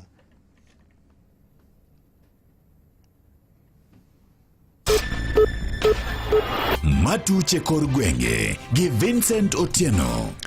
Oyawre Nyakwara Mgajwang' kendo machiegni Jaod bura ma Mathare Antonio Oluoch olero ayanga wach mosebedo ka chando jo Kenya mathoth ka bende jatend duond bura mar ODM Raila Odinga dhi chung kendo e laro kom mar tend piny e yiero ma higa 2027. Okil Kamaloka Antony owacho ni nyaka sani winjruok ma kamano to pok gichope kaka jokanyo mag duond burano ni mar thuolo pod nitie malach mar timo mano. Owacho bende ne chiko yiene Raila timo mano ni mar duond bura mar ODM bende pod mbi mare pek e pacho ka. Kata kamano ne otiyo ka olero ni pod ok ong'ere ni mar Raila nyalo kata mana biro siro ng'at machielo ma jakanyo maduong' bura mar ODM lemono kata ginyalo dhi nyime e winjruok mar siasa ma gintiere gie sani. Ma en ratiro mar gino. Remember ni MOU mane wadhieni ne okowuo e wach yiero. MOU ni ne onge gi yiero gi thuolo no bro chopo, jakom bro miyo wa that direction. Remember also ni ODM pod en a distinct political party. Ma jakom pod nyalo present himself kaka candidate ma wach ni dwaro chung. Kata ka en wuono wacho no kodwa chung, pod ODM nyalo golo ng'ama chielo. Mak mana ni the window mar bedo ni mondo migi wach ni MOU ane. Wadwaro extend ni pod wabede in some arrangement mondo wasir serikal manitie ni and under what arrangement. Those are windows that are still there. So kapar ni en window moro ma olor. To iwache kom gavana ma kaunti ma Nairobi jatelno nyiso Babu Owino ma en jal ma bendo lap dhoge ndong ne komno ni mondo mi obede tie gai mar duond bura mar ODM Raila Odinga kendo nyagre matek mar yudo tikono ni mar gin koro kaka jokanyo mag duond bura no gibiro mana luwo wach kata lai ma bende biro nyisgi gi jatend duond bura no mano Raila Amolo Odinga kolore kod wach kom gavana e kaunti ma Nairobi. ODM biro timo nomination, nyicha wantiere gi team aparo ni uwuok odhi Bungoma, wantiere gi Babu Owino, wantiere gi joma moko ma maybe bende nyalo dwaro bedo governors ma Nairobi. Gimomiyo nanyiso Babu ni Babu bende tie jakom. I'm a student of Baba, Raila Amolo Odinga. I'm a student of Baba. Nyalo remember ni in 2013 kana dwaro chung na chung to nayombo nyathima ni luongo ne karaoke. To kane party ochiwo ticket no luongwa Nairobi Club. To kano luongwa Nairobi Club ong'isa ni the decision mane osebedo made en ni nyathini ema ne wamiyo ang'o, ema nomiyo ticket. Nasiro nyathini taluwo decision mane party notimore nade nochiwo. Must fight very very hard to win ODM ticket so that ODM people do not have to be put in a position Magibo have to choose kindu wuodwa ma ode outside of the party or the chungi party machielo. So if the position is put ni Baba wacho ni emwaluo ni and Babu, we will support Babu. Weche moko en ng'anyo mar jotij mbalariany ma Jaramogi Oginga Odinga University of Science and Technology ochopo odiechienge mar odiechieng' ma kawuono ka bende jotijgo ma oting'o jokanyo mag riwruok mar UASU kod KUSU ne obago ng'anyo ka gisundo wach mar okumba mar thieth ma bende giywago ni ok ni e yo makare. Kowuok e kaunti ma Siaya, jafwambo marwa George Amolo gi ler mathoth e wachni. Solidarity forever. Solidarity forever. For the union makes us strong. En ng'anyo mano chakore nyoro ka jagoro mar riwruok makedo ne ratiro mag jopuonj mbalariany e bade ma Jaramogi Oginga Odinga kuno Dr. Francis Odundo ywak ni ok giyie gi okumba mar thieth ma omigi gie sani. Mbalariany mar Jost otamre miwa medical cover maber. Jogo osebedo ka chandre ka dhi hospitende ti iriembogi ne cover ni ok ti. Jogo osebedo ka chandre ka dhi hospitende ti wacho negi ne cough syrup yada honda cover ni ok kony. Cover ni kata ma dialysis ok kony nikech wacho ni pre-existing conditions ok covered. Koro emomiyo kawuono oyawo ng'anyo mondo wanyis jotelo mbalariany ne wakwa mor gi cover magimiyowa mar Kenya Alliance ni. Cover ni ng'enyo osiptende ok dware. Ng'enyo osiptende osereject ma kuonde moko kata towns moko kidhi oonge kata hospital kata achiel. Giywak ni kopogore gi bedo ni okumba mar thieth no sani ok tie thoth osiptende, bende en okumba ma koro pimo negi thieth kuom ranyisi ni ok ginyal yudo thieth mar nengo mohingo Sh8,000 e odiechieng'. Wacho ni cover ni kidhi hospital tikoni ni cover ni limit ni samoro en Sh4,000. Sh4,000 kineno daktari kende siling 2,000 osedhi modong siling 2,000 nyathi dhang'o. Osiptende moko kidhi tikoni ni wanyalo mana thiedhi diriye dwe ing'at achiel inya thiedhi riyo tiende ni kawuono kituo to kiny chak idok dwe no kinyaki bed matuo kendo ilema ne kik bed matuo. Koro mage gik ma hinyowa. Ka Hosea Ngoje mochung' ne riwruok machielo midendo ni Kudheiha ywak ni gisetemo chiwo ywak gi to ng'at madeo onge miyo koro gidwaro ni okumba mar thieth no ruch oko eka gibiro dok e tich. Ok wamor gi kaka management marwa osetemo loso wachni nikech wasetemo bet kodgi, wasetemo wuoyo kodgi nyaka na wachni ne chakre. Wakonogi ni medical cover magimiyo wan ni rach. Chien kanyo ne wan kodgi, nok gidhi kodwa maber. Koro wakoni wan oko ka wadwaro ni wachni mondo walosi e yo mapiyo manyalore mondo wadogi tich. Koro cover ni wawacho ne management ni duokuru gini orach, ng'adeuru oko wachak manyien. Ne Radio Ramogi e kaunti ma Siaya, an George Amolo. Imedo winjo weche matut e kor gwenge gi Vincent Otieno.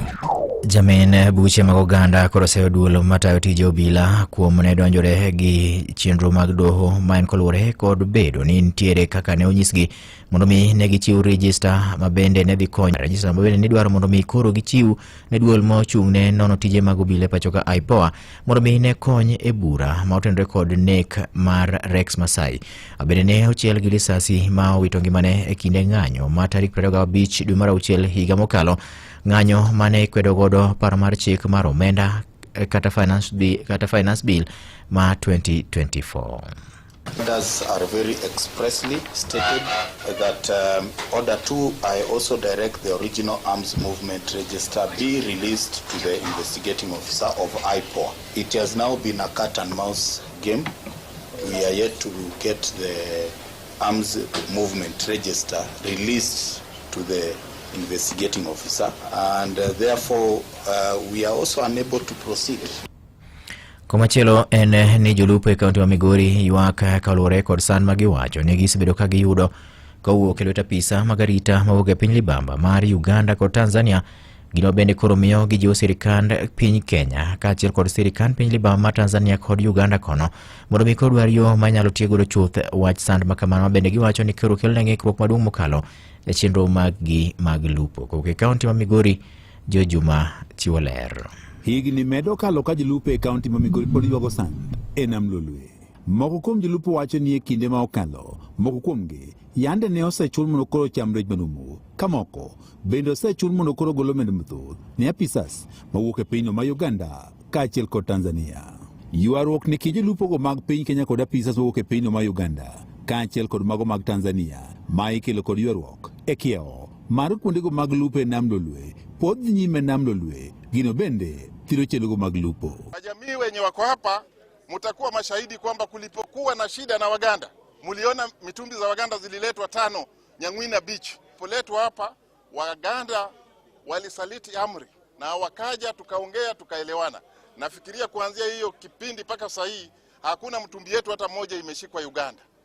Vile tumeongea leo, nafikiria hiyo ndio itakuwa mtindo hapa na mwenendo.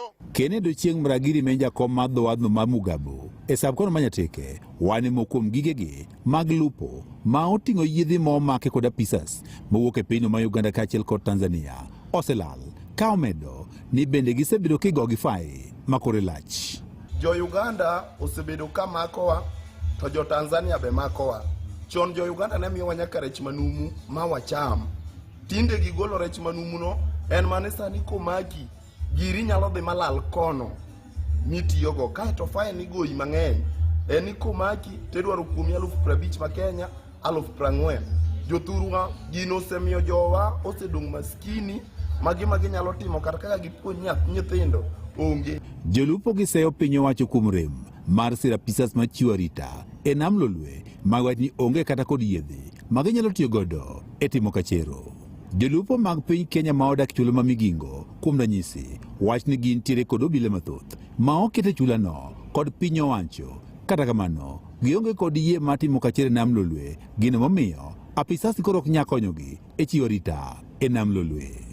Jagoro madho edhogo mag migingo Juma Mbaya wach ni gin kaka jolupo ema seche moko koro gimanyo yie ma giket mafuta mondo eka koro giting' moko obila mondo koro gitimgo kachere nam Lolwe.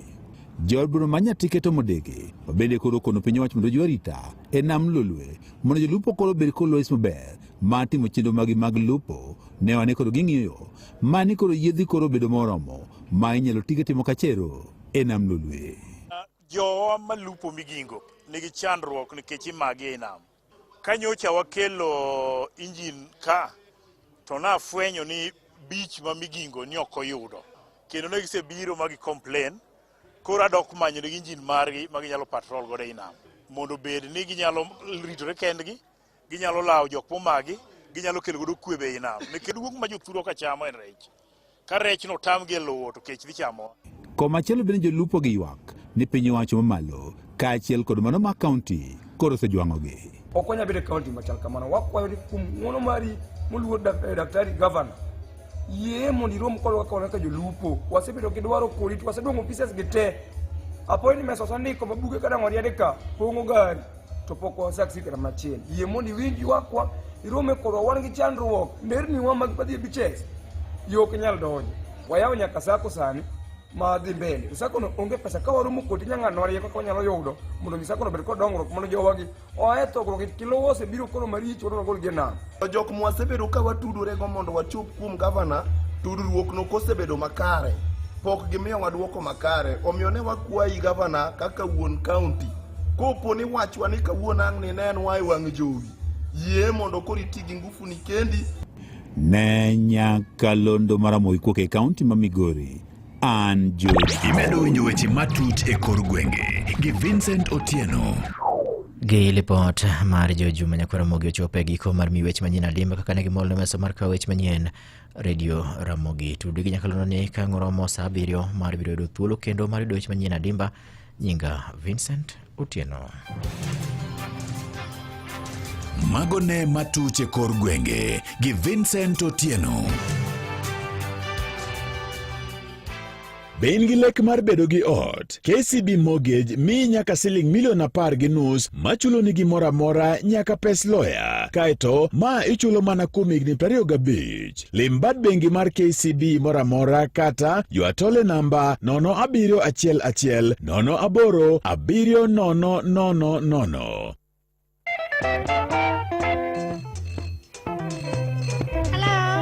Hello. Mano tu roja na baboro? Awuoyo gi Dibora? Dibora onge. Odhi kanye?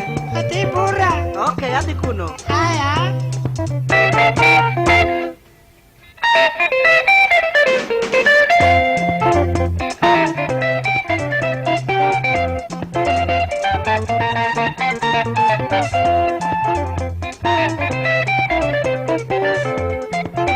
Dibora Resusi nyonea Alongin kanyewe pondo bibuta Koto twere imanyo lando kaleo pinchama Mani bora onge di ayodokas Era nyiri kare nono kitelo tiwita Unwango dila jamu kiwakele go ino kodero Utera kanye ni bora diomba Tutate ko yudonda chini kadhi Dibura Masosi onga yuago nyodiero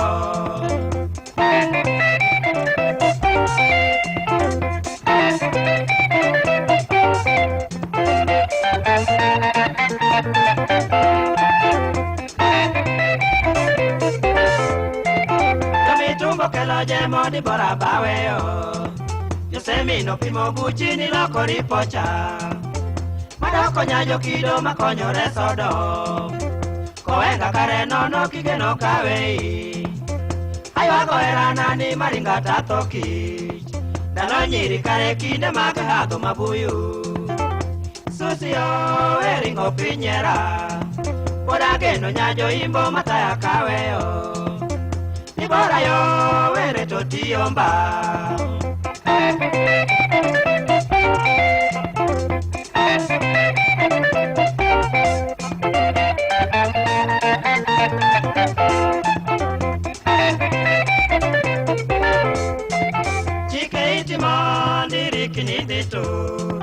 Yomadongo pimo mbaki gineno kidhilal Jogaseto ndiko maki dene teri ka London Kamino mondi nango yorane dhechun Pora dong aywago hera ni bora yorisa Kakuno ber kodi biyo mawadhite Ni bora tunde toto nyunea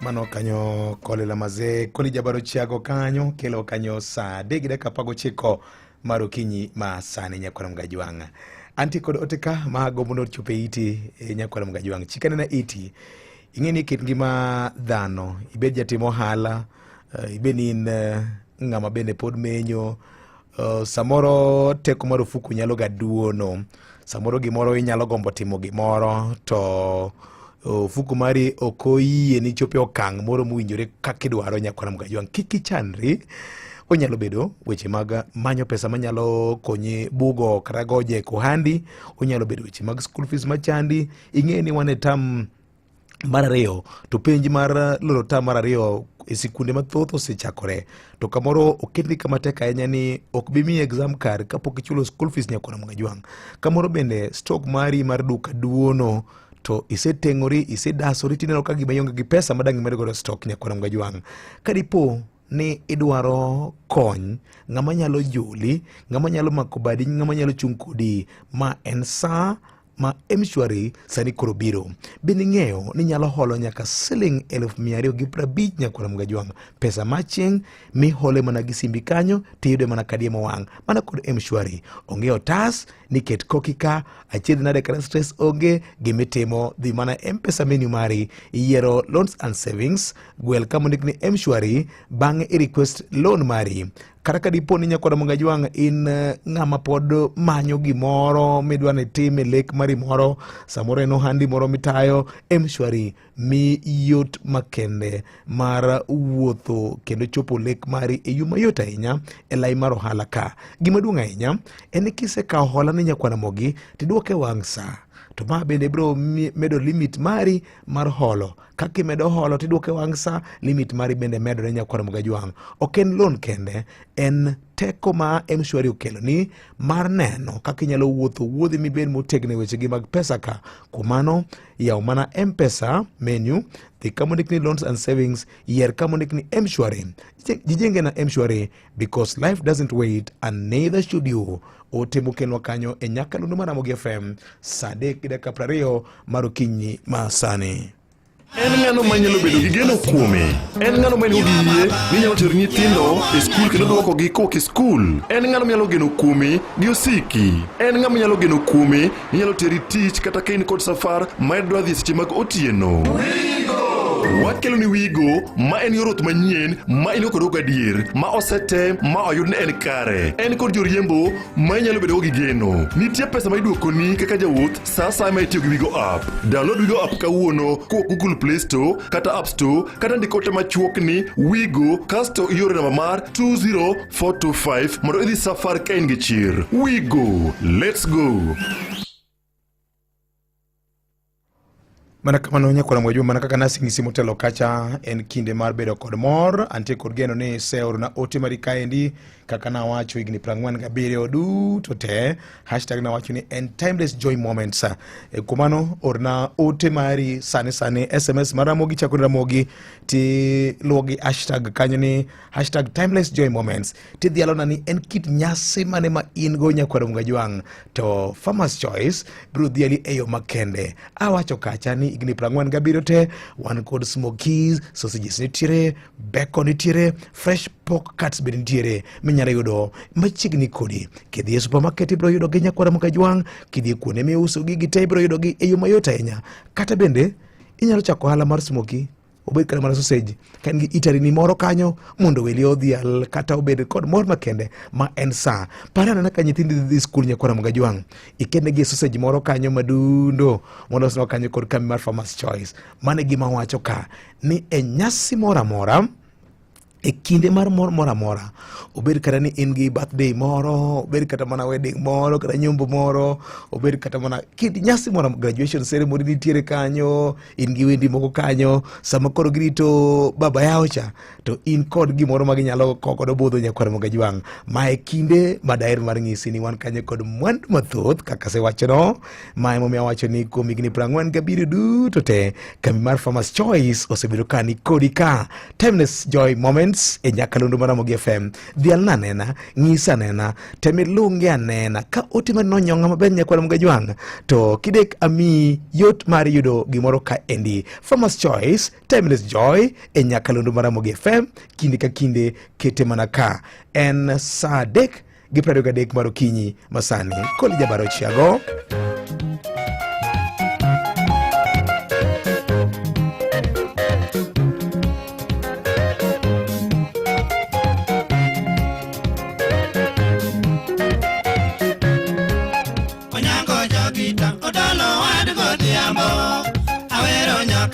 Magiole manyasiaya kaparo nam chumi tonya sae malamo aiye ningi ober kwina nyango no konya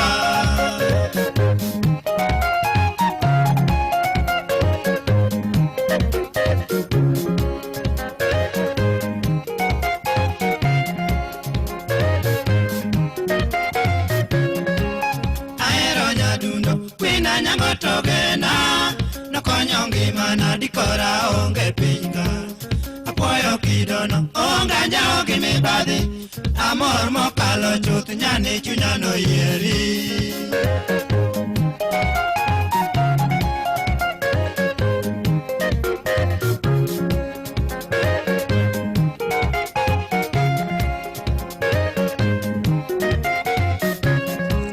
nyalego nyakakan nyagi chali oroma amedo kwayo ruoth Jehova medwa ngima ibed gi chunyno magirit go kiye itang' ne awa mabiro kelo weche se kachunju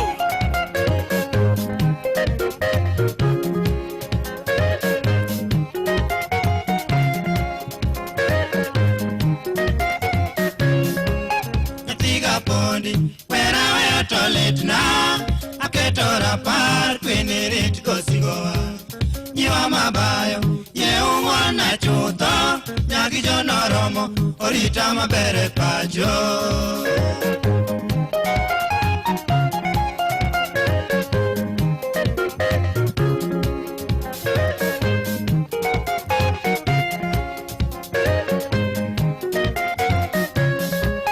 nyathiga pondi wera weyo to litna aketora par kwini rit gosingowa nyiwa mabayo ye ung'wana chutho nyagi jonoromo orita mabere pacho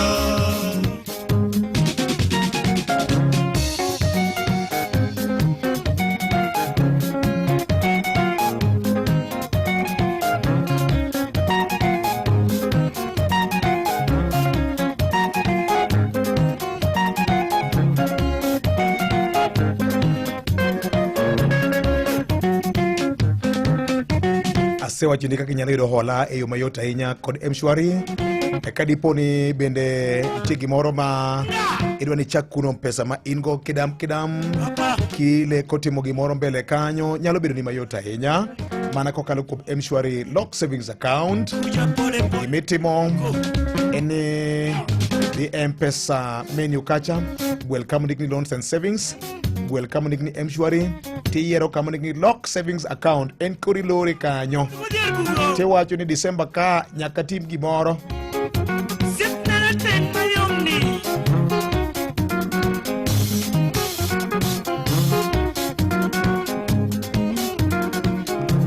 Kumano thing to en ni e piny masani e ngima dhano ng'ato nyaka bed gi gimoro ma oparo timo mbele.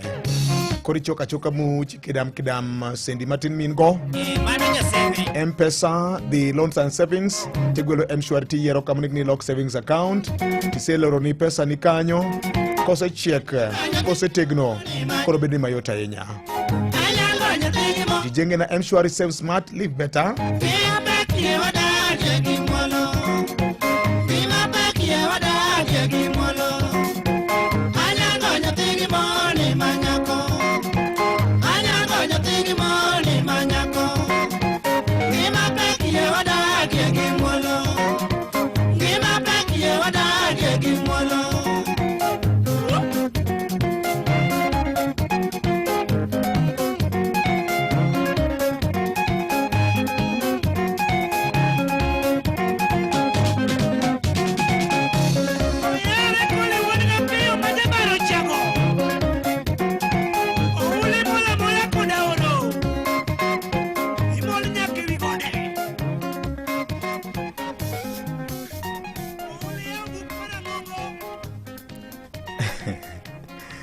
Mol nyaka wi gode. Sadegi de kaprario gaboro mar okinyi ma sani tielo mogik mar Kogwen. Nyakalondo mar Ramogi FM.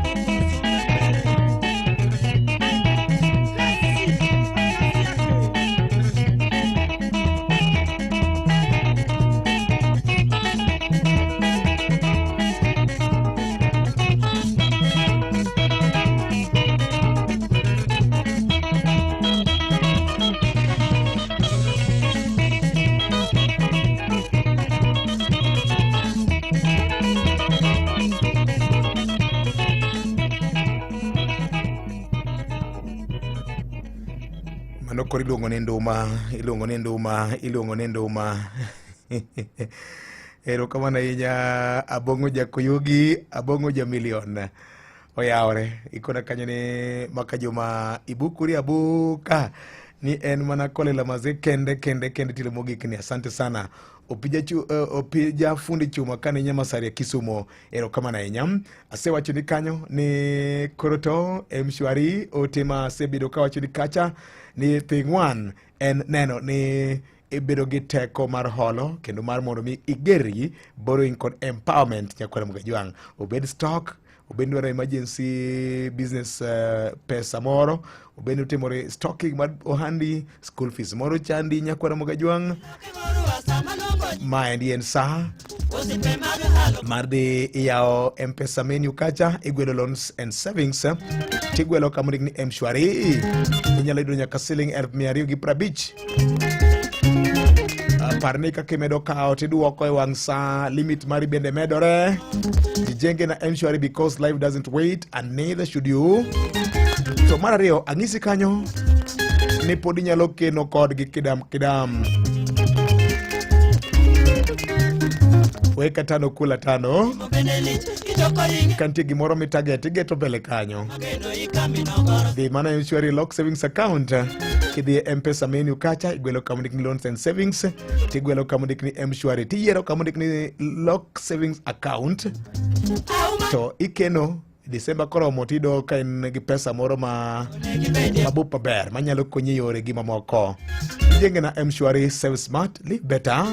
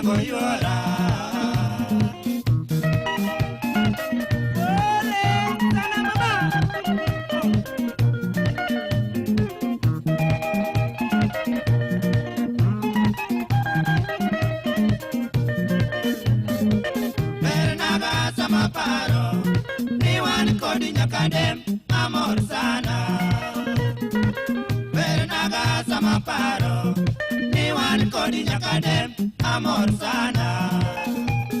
Ng'iyo ok chun mano neno achon. Nyaka koth orito ngimana ageno mili.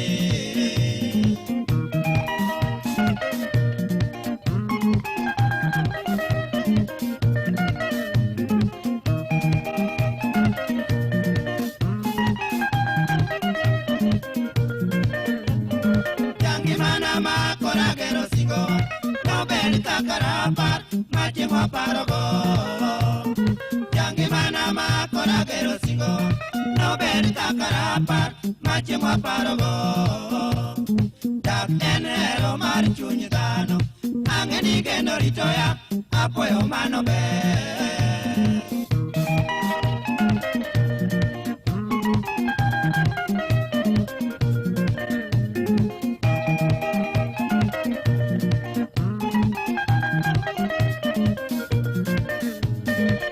Kinda nino moro chunya akwanya sayo ritwa danyango olga.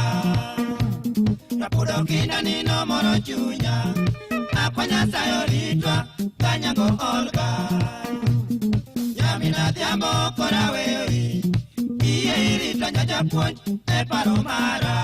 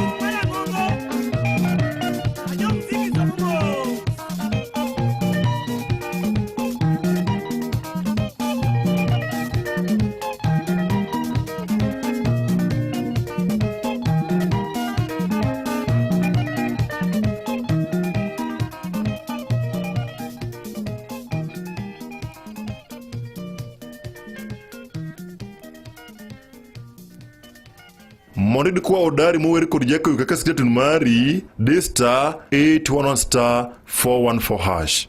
Ni mimi niliyekuamuru uwe hodari na moyo wa ushujaa. Usiogope wala usifadhaike, kwa kuwa Bwana Mungu wako yu pamoja nawe kila uendako. Mondid kwa odari mweri kod jako kaka sitetun mari D*811 *414#. Si vitu zimekuwa ngumu. So wacha ni kushow. Mafuta ya taksi yangu ilinilemea.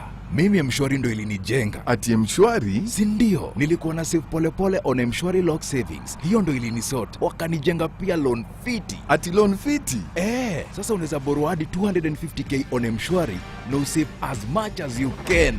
Save and borrow up to 250,000 ikiwa na interest of as low as 6% on M-Shwari. Remember, repaying in good time helps grow your loan limit. Simply go to M-Pesa, Loans and Savings, and then M-Shwari to get started. Jijenge na M-Shwari leo. Naroji Taliban, Manurumi Majeton, Busti Bokwari Lona. Wadigo mamu diamba tugo ndumana biro. Wadigo mamu diamba tugo ndumana biro. Jamalela joka wero goturwa uyomawa. Jamalela joka wero goturwa uyomawa. Uyomani okamalich mi woro pinyobong. Uyomani okamalich mi woro pinyobong. Onyuolo thuondi ole nyingure wayudo uyomawa. Onyuolo thuondi ole nyingure wayudo uyomawa. Onyuolo thuondi asana ramu wayudo uyomawa. Onyuolo thuondi asana ramu wayudo uyomawa. Onyuolo thuondi otienda mulo wayudo uyomawa. Onyuolo thuondi otienda mulo wayudo uyomawa. Onyuolo nyiri pulonyo wila wayudo uyomawa. Onyuolo nyiri pulonyo wila wayudo uyomawa. Onyuolo nyiri karonyo ng'injo wayudo uyomawa. Onyuolo nyiri karonyo ng'injo wayudo uyomawa. Rawila ber pinyo jungo tasungo uyomawa. Rawila ber pinyo jungo tasungo uyomawa. Nito piny maber Aye kulu komi mosona nyase mo bino jibo. Manu yura yae. Enyagiru.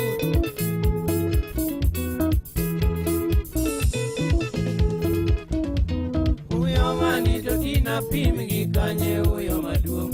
Uyomani to tina pimi gi kanye uyo maduong. Masala wato kati donjigo imbi uyo maduong. Masala wato kati donjigo imbi uyo maduong. Kichopo gagrati temi chopi e chanda uyo maduong. Kichopo gagrati temi chopi e chanda uyo maduong.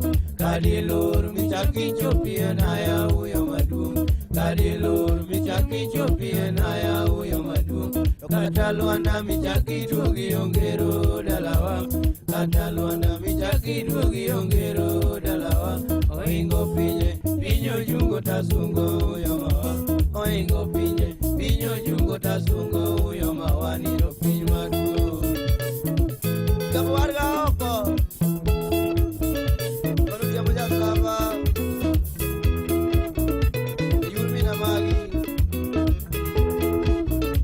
Ibosele nyongonga. Godi godi sokora sungi engero dalawa. Godi godi sokora sungi engero dalawa. Utingo thuondi joma meyo makonyo ayiego. Utingo thuondi joma meyo makonyo ayiego. Kidwaro soja agigo soja wayudo dalawa. Kidwaro soja agigo soja wayudo dalawa. Winga thuon omino rere wadhi alo konyowa. Winga thuon omino rere wadhi alo konyowa. Kuchope puonj okacho diere wayudo dalawa. Kuchope puonj okacho diere wayudo dalawa. Kuchope puonj ombi majaku wayudo dalawa. Kuchope puonj ombi majaku wayudo dalawa. Kuchope thieth kudenya yeko wayudo dalawa. Kuchope thieth kudenya yeko wayudo dalawa. Jakagwa atieno del baluongo konyowa. Ijakagwa atieno del baluongo konyowa. Nyabolo langu omina bayo wadhi alo konyowa. Nyabolo langu omina bayo wadhi alo konyowa. Okacha biela omino dero wadhi alo konyowa. Okacha biela omino dero wadhi alo konyowa. Ohero ji utiendo menye waneno ayiego. Ohero ji utiendo menye waneno ayiego. Ituru hapa Ukome ure nge chweo. Ate ngurungero.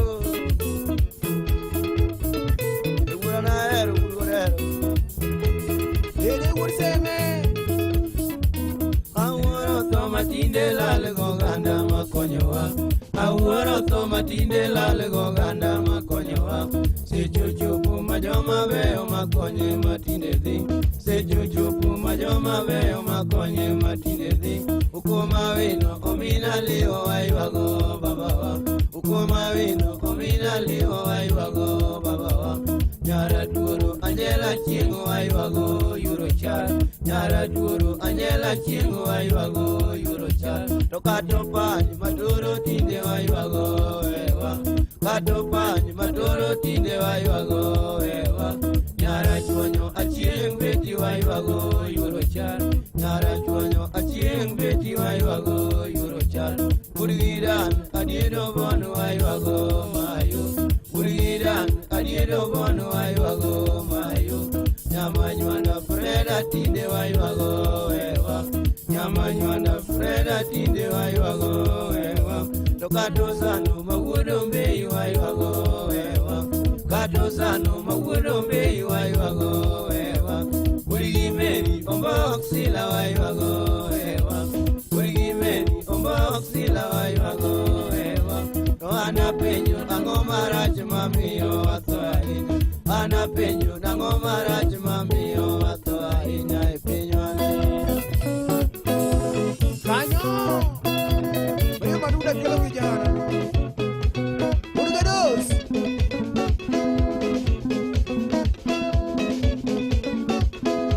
Amosia wino ngala Kisumu kanyo Imoso advocate Tuto Ugina koka tim nango Aluso Sho Musu nongele lawyer Uruguru seme Ida kulu uda semo bende Auru rumors Oya kagwa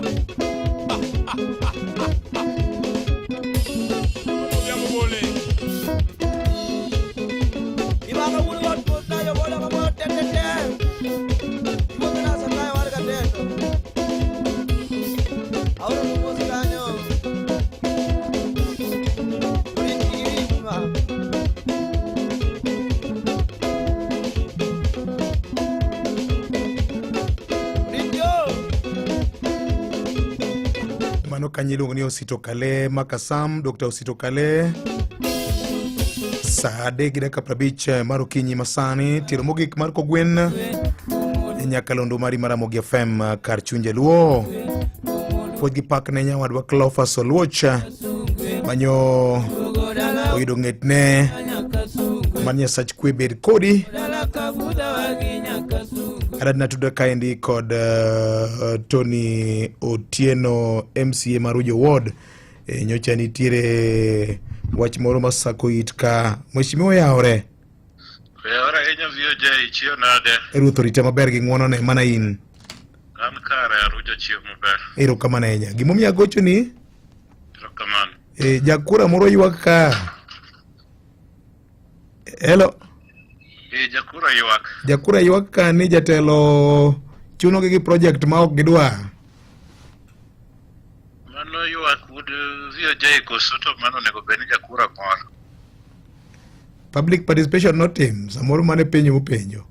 Public participation mana kinyisa ni en project mane. Tanyalo duoki but watimo public participation in projects wate. Kobed project mabiro manyien. Nyakwa tim public participation nikech mane gima chik wacho. But aparo ni en project mar pi moro. Ma iluongo ni Opande, pi Mupande. Pi Upande water project. Yeah, en community water project Mupande. Upande jowago pi na en hand pump. Igo gi lwedo. So koro nyicha wadwa loke mondo bed solar. Mondo wamejo wayot. Ntiere oganda matin mane ok oyie gi wachno. Nikech mano ber atech gi VOJ. To oganda mathoth ma jok pande to noyie ni mondo olok pigno kugole hand pump nyaka solar. Makoro jowa kodhe to yawa tap to pi wuok. Okay. Omiyo ne watimo public participation ariyo kanyo madongo. Kendo ma wayiere kaka oganda. Ni project ni nyaka dhi mbele. Okay. Yina wachi ni joma ne nigi reservation ne wacho ni solar tindi kwalo. VOJ solar ntie kata kaga ntiere solar everywhere. By bad luck seche moko moro no winjo kokwal. Emomiyo seche moko no odage.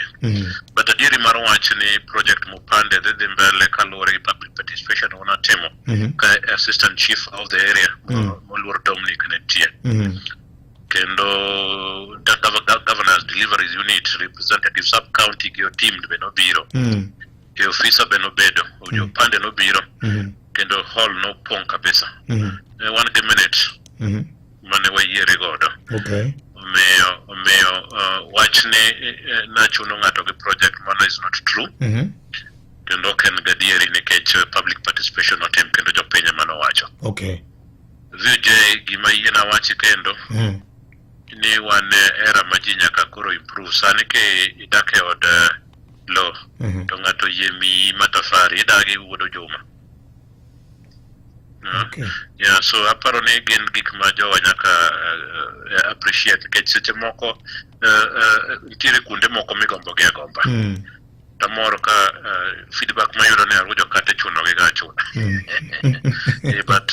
but adieri mantie ni jowa are involved in gimoro amora mwatimo watem gigi ne dwachwa watimo gine jopiny kamano mano omiyo namanyi ne nikech nitie wach moro kanowacho mokalo chien ni jatelo chunowa gi project ka jokama wan jogweng' wadagi tichunowa gi gima ok wadwa yawa jomoko gomba ni mar kata mar omigi kata mar instead of hand pump oketne gi solar koro design work chalo nade design work and tower iketo tangi 10,000 liters malo to iketo solar gi accessories go tete koro jowa kamituome pi and pod obro manyo pesa mondo watembo gimiluongo ni extension koro waket water kiosks mondo kony jowa mathoth but for now iloke solar iketo tangi for manyalo kano na jowa pi keto kamituome pi man gi 3 or 4 taps maka gidhi to gi yawa odhi muonyo pesa di kama 1.8 million kamano 1.8 million iketo solar maromo nade kama manyalo go pi not be explicit but ingeni wan gi jolony county ka ike radius maromo nade kama nikech samoro radius mana wacho ni en podo beda station no but later on wabro manyo pesa for extension kamano sama ji biro kuseketo solar ting marite dhi bedo mar ng'a koso ndiko committee ma ji one of the projects mosatimo gidhi maber kidhi lieta kabunde one of the project mano keto solar poka pod tiyo nyaka kawuono poko kwal kidhi dalawa mowang ewi ngere kanyo nitie solar magi own the project jogweng' own the project gin magi ng'iyo kaka the project kendo security ma project to maduong' moloyo ni kaka assembly watemo keto gimiluongo ni maintenance nikech gigi bro dwaro maintenance koro bro keto budget mitimo go maintenance across the county kamano to pigni ibiro tuome nono koso nitie pesa moro ma ibiro duogo e piny nono there is no charge tuome nono nikech en pi mokel gi sirikal kamano nikech achiel kuom gima ne japiny ne wacho ni ne ogere gi NGO moro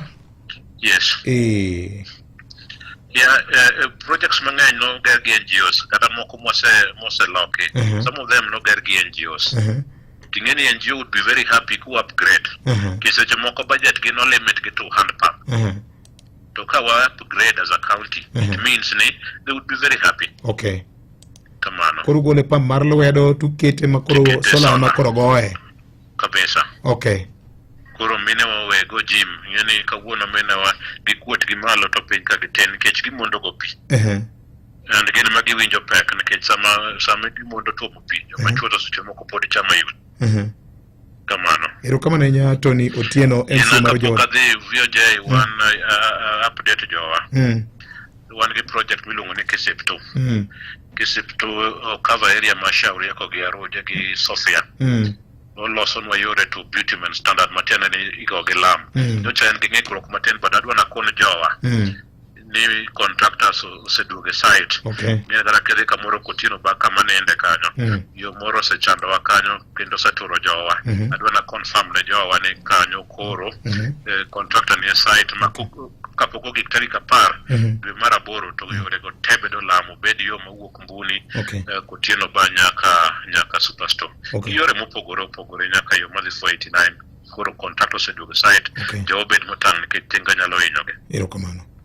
Kamano. Sama gitimo kamano contractor ki keth pipe mar pi nikech ok mosebedo ka nitie kode kanyo. Mano gima ne wasewinjore contractor every time agikaso pipe mar pi to gi replace nikech mano is part of their work. Erokamano. Kamano VOJ. Erokamano ahinya telo. Thank you very much. En saa 3:58 wadhi e duka matin nyakwaramogi to bang'e to abro mana wew e lwet nyaji monyuongo. Kambi mar Coca-Cola pod dhi nyime kod kelo ni ber mogundho. Soda mar lita achiel nengo ni oyieyo ka sani kamata mzito kod shillings 50 kende, kendo kuom flavors duto madhi sambamba kod lewi. Ne mathoth tudri koda Kasuku Rafael e chenro mar donze chakre wuok tich nyaka Jumamos saa 7 nyaka saa 10 mar odhiambo kwa kamata mzito to mana kod Coca-Cola. En kanyo saa 3:59 mar okinyi nyakwaramoga jwang' neno ka sana bende rumo ka tielo mogik mar Kogwen.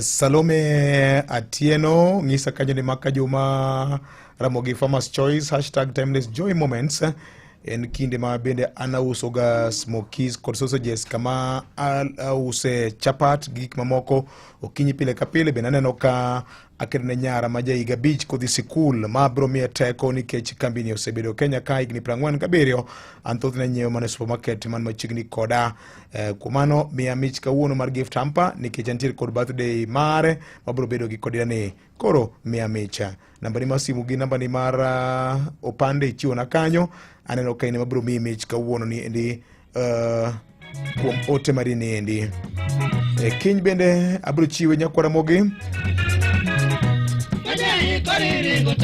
wabro wegi kama wabro chako gi kama weye go wuono ni wabro ng'iyo weche mathoth matimore e kind oganda wa kaw kamano nyakwaramogi kwe ma Jehova Nyasaye mar bed kod uriti ma kawuono nyaka kiny kendo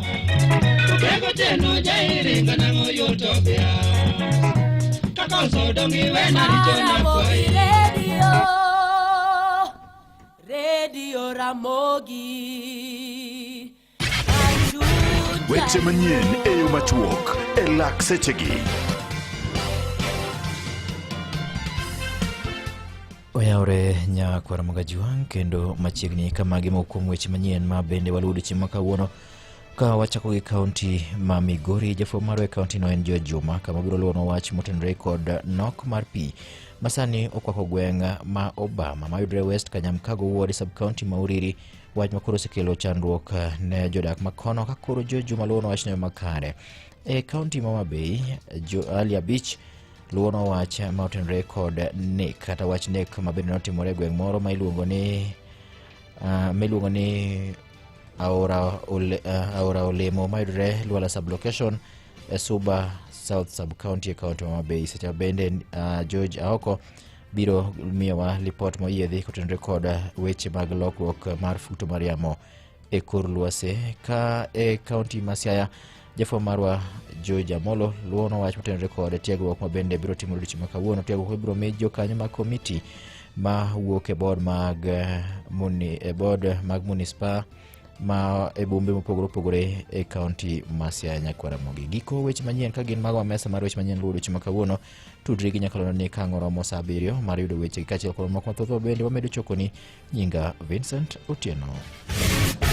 Mago ne weche manyien e yo machuok e Radio Ramogi. Maramogi Radio Ramogi kar chuny jaluo.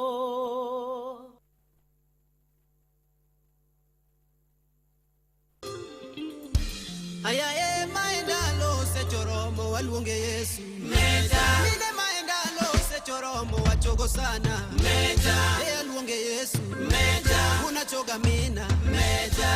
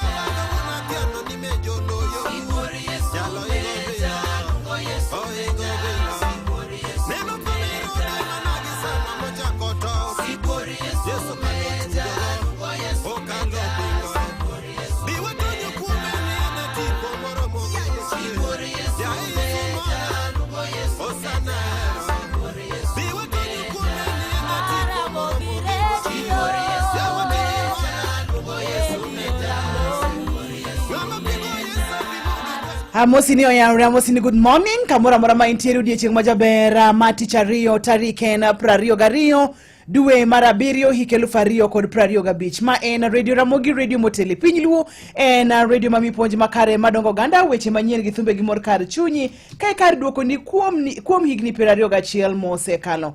Kawalendo ni boma kane piny ngima 107.1 FM, Kisumu 107.6 Nakuru, 95.4 Siaya, 98.4 ka Mombasa, wayudore Ondamo 99.2. Saina ng'wen okalo dakika 6 chenro en wang'o nyango mabiro tangi nyaka sabiro gi dakika 15 and Ruth an nyaji monyonga nya Joseph Otieno duka bobedo kacha kod nyie kato seche manyie kapoko chako yena mondo mi aruaki ni karibu sana e chenro mara wang'o nyango. Karibu sana e chenro mara wang'o nyango.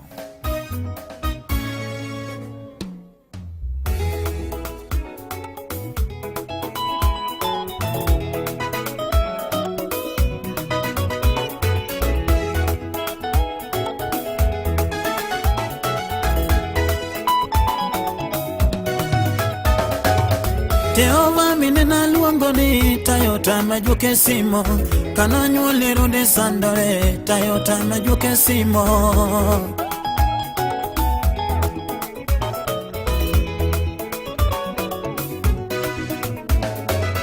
Ajuke makawuono gi Jehova oloyo gi bura, Samia lenduto ting'o badgi Jehova oloyo gi te.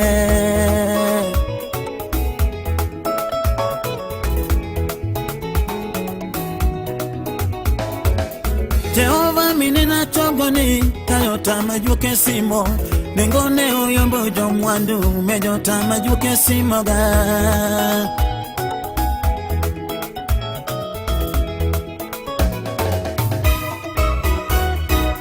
Jomwandu kawuono ringo kaginyiewo mana geche, nengo taya ni oyombogi taya we adhi aliwa.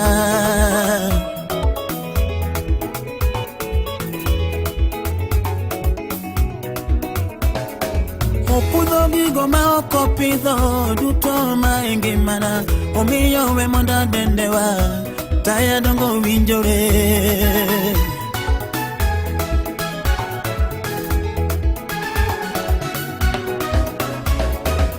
Anyuola nyalo chayi kagiloso kumya inya, karata ya podi loso yi dongi biro mako dhogi.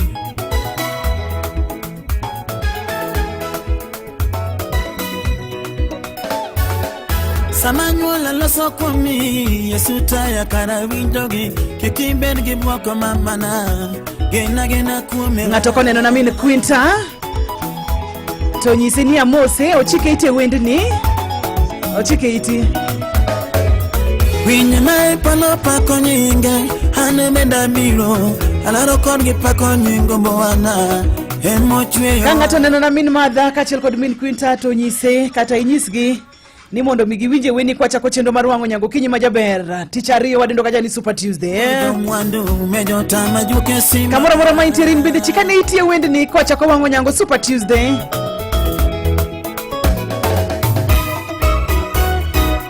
Jomwandu kawuono ringo kaginyiewo mana geche, nengo taya ni oyombogi taya we adhi aliwa.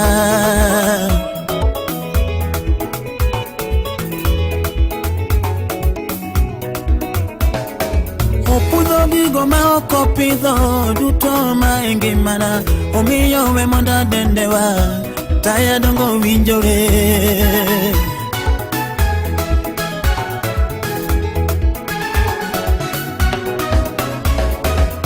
Anyuola nyalo chayi kagiloso kumya inya, karata ya podi loso yi dongi biro mako dhogi.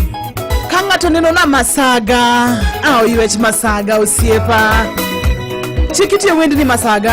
Samanyuola loso kumi Yesu taya kara winjogi, kikibed gi bwoko mamana gena kuomewa.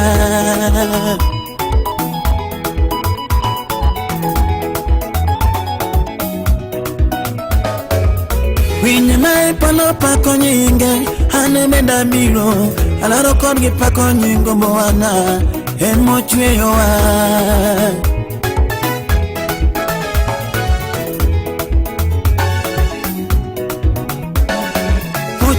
kamano manolame jomoko to dhi e ng'anyo peche ma ipigi dhialo nyinge taya dongo winjore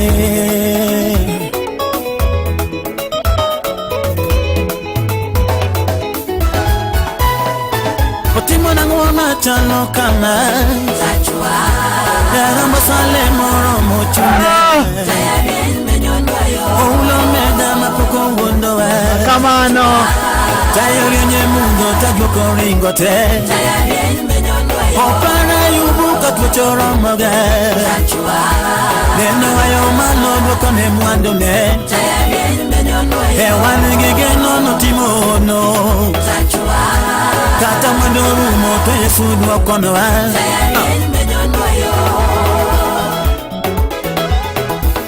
Pauline Oginga Nyargi Jakoma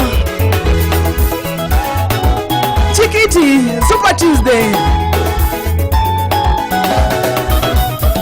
Okini doni wagone tumowa Yesu jamadari jemeraniwa Tayara tego maloyo lenjowa Generali marawe ya chogewa Osiko nangima dendo gidwandawa Nendo makananga kadukora maya Omiyo kawone nalo winja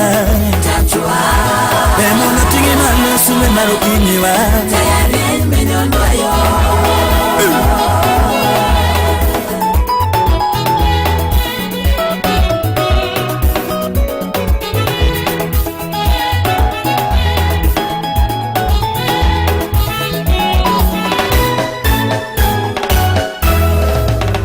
Simba wone ngima tayani malo warange malo Tachwa okelange ma warange malo Joma ywa koromo warange malo baba chiko ywa kowa Tachwa okelange ma warange malo Anyola weyo kumi kiki bogiga tayani malo Tachwa okelange ma warange malo Bezi okea Yesu wone ngima hema gone tumawa Okelange ma warange malo Musa tinge malo Doki sana kurange Negi changelela Okelange ma warange malo Longe tuwa dangi rumo Anulo ringote Tingu wangi malo Okelange ma warange malo Modestara kwana wasungo mega Eno kelange ma Okelange ma warange malo Otango malabot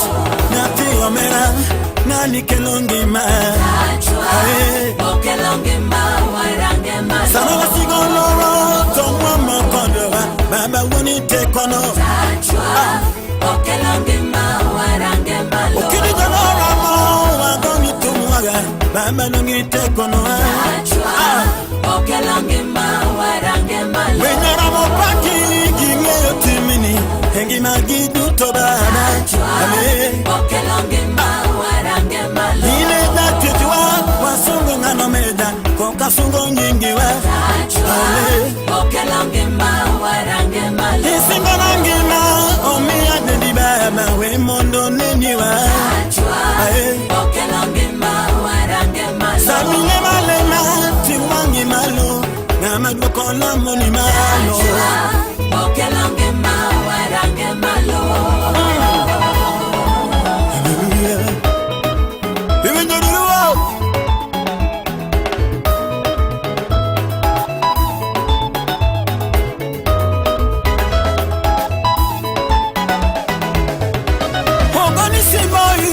Machiko siboi ni maleba o Okelange ma warange malo Hanyo wala nyeri Giwara ni leo Nema ni maluka Okelange ma warange malo Chewo yese ni no Samango la chai Baba ni malo vinyo wa Okelange ma warange malo Otuwa pinyo makoko Nyola yodorieko Jalo ni malo Okelange ma warange malo Eliazaro wambo Wagone yesutu Menda ni maloka Okelange ma warange malo Wenda mojale tokuru Oge yesu totimo kawayienega Nachwa okelo ngima warange malo.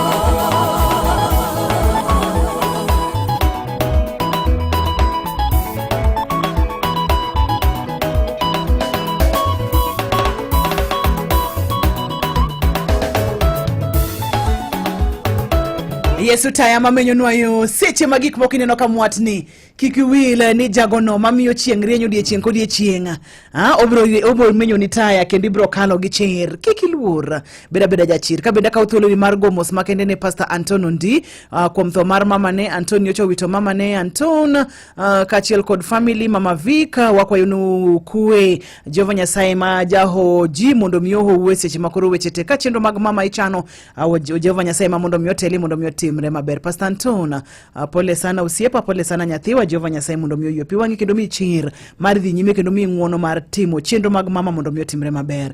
Gi dakika 17 nyakora Ramogi Ajwang tok sang'wen. Kik wiwil ni chenro mar wang'o nyango hapa ni kazi, hapa ni pesa. Kik wiwil ni chenro mar wang'o nyango hapa ni kazi, hapa ni pesa. Itiatia makata chieng' rieny makata koth chwe titiyo iloso gige ni achiel ariyo adek nikech kokitiyo matek kokiloso akoni ka okaluor kata matin ibro mi dichiel ibro mi mar ariyo doga ne mar adek doga ne mar ang'wen nyakora Ramogi Ajwang doga ne kati bidwok na report ibidwok na ni report chal nade omiyo mari no makata tina wacho ge wang'o nyango ka ani irito iluoro kendi yero sawa irito iluoro kendi yero chike gi na dek ni tatu tu mar ng'ato no nyakora Ramogi Ajwang. Hey, be kiki gombo ni mondo min bendi yude chir mar tiyo matek ilosa achiel ariyo adek to kiki gomb ni koro ng'ato miga. Iyo gwacha kabisa. Nona biri ariyo nono chiko chika biri abiriyo nona biriyo adek adeko chiko nono adek SMS na ariyo chika bicha 922 954 x Ramogi FM #ntimo wang'o nyango. Ng'ano ma en mzito to en ng'ano ma ochopo bei mar uzito. Ane mzito, ane matelo ni komiti mar G50. Donga chopo bei. Gi G50 mano ichopo bei mak uzito. Ai, ane mzito ne amondo puodho kayo cham kendo apong'o gunde 50 gi cham. Donge kata ini neno ka chopo bei. Gunde 50 mano itemo mak uzito. Refa, chungane tugo no matin. Ane mzito, ane man kod gonde mang'eny e lig. Aseloyo gonde 50. Gonde 50 isechopo bei mak uzito. Nyiew Coke, Sprite, Fanta, Stony kata Crest mzito. Yani nus lita enengo ma 50 bob kende. Mak mzito kawuono enengo magonyre ka ofani pokorumo. Bedo kod dalani en gima yot mokalo. KCB Mortgage oyawne jo Kenya duto mondiki kod jogo matayo ohendnigi. Chudo bendo yawo iye e higni 25. Lim bad bengi mar KCB moramora kata or ote machuok indiko ni mortgage e namba 225222 kawuono. Ng'ano ma en mzito to en ng'ano ma ochopo bei mar uzito. Ane mzito, ane matelo ni komiti mar G50. Donga chopo bei. Gi G50 mano ichopo bei mak uzito. Ai, ane mzito ne amondo puodho kayo cham kendo apong'o gunde 50 gi cham. Donge kata ini neno ka chopo bei. Gunde 50 mano itemo mak uzito. Refa, chungane tugo no matin. Ane mzito, ane man kod gonde mang'eny e lig. Aseloyo gonde 50. Gonde 50 isechopo bei mak uzito. Nyiew Coke, Sprite, Fanta, Stony kata Crest mzito. Yani nus lita enengo ma 50 bob kende. Mak mzito kawuono enengo magonyre ka ofani pokorumo.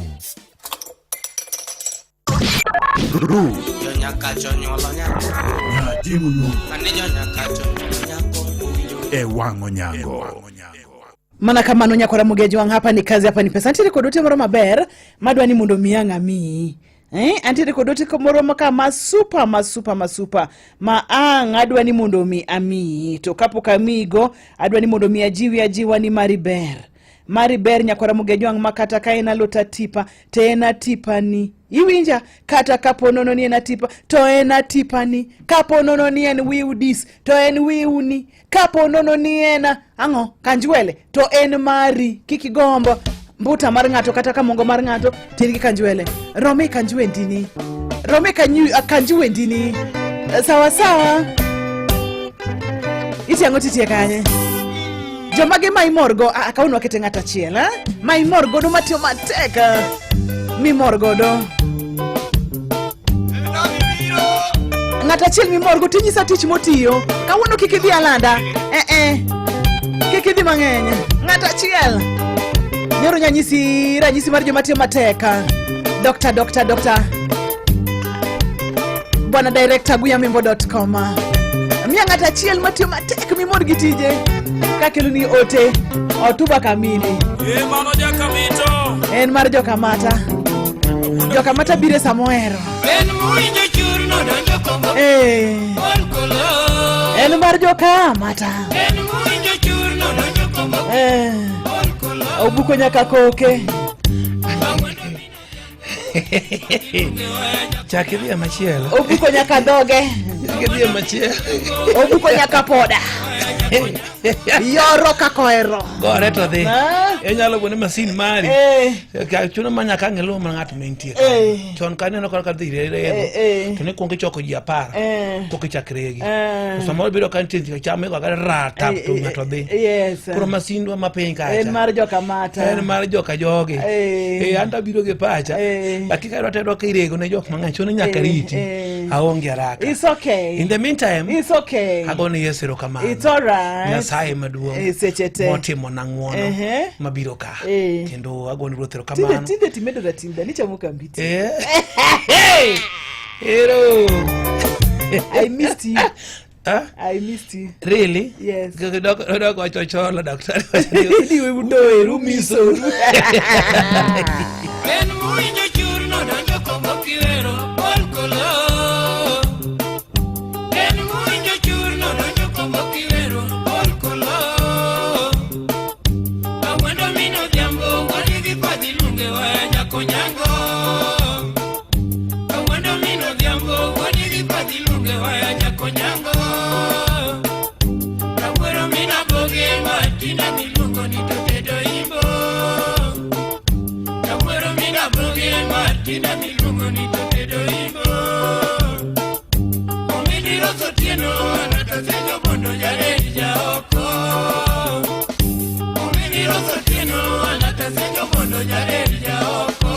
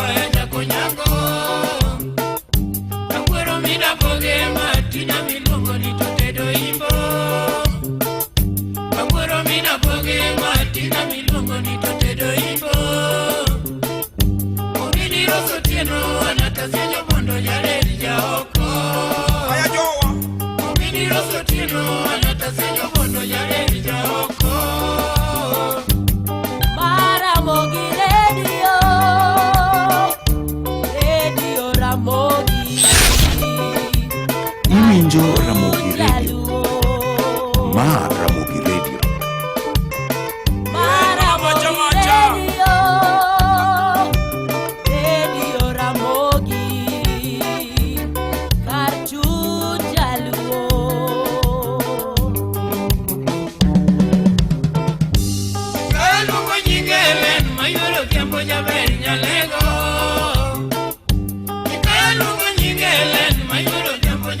Nyalego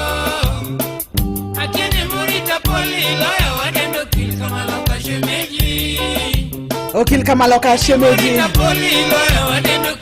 wakelo ni Martha wadendo kacha ni Prede wakelo ni Martha miluongo ni Prede ta iluongo nang'o Predeta Predeta Predeta jago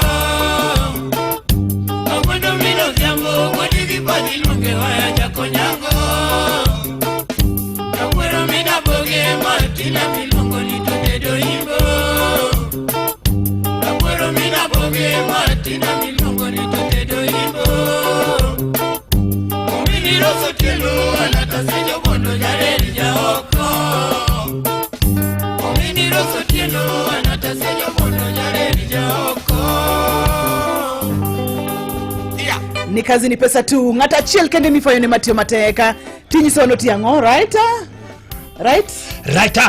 inyisono tiang'o samo na chiel kende only one person yes one word is enough for a wise one word is enough for a wise man woman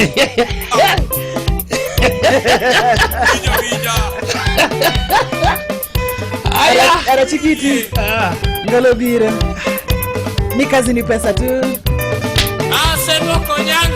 ni kazi tu peke yake ni pesa tu kabe musman misisa obala kanimbita mosana bendo gwanjo godo beta ka chiel kodo bende chifa gwanga magodo beta gari wonde chiel te dio ikanyakla kabe musman mata kanisondo mano be chakiri wakana bende baba magoro kanyo be bincho no miya panyo rabulo maduong maber kabisa mababira chamo riu gi kanyo ka chiel bende ka chiel ge joka oguyo kabisa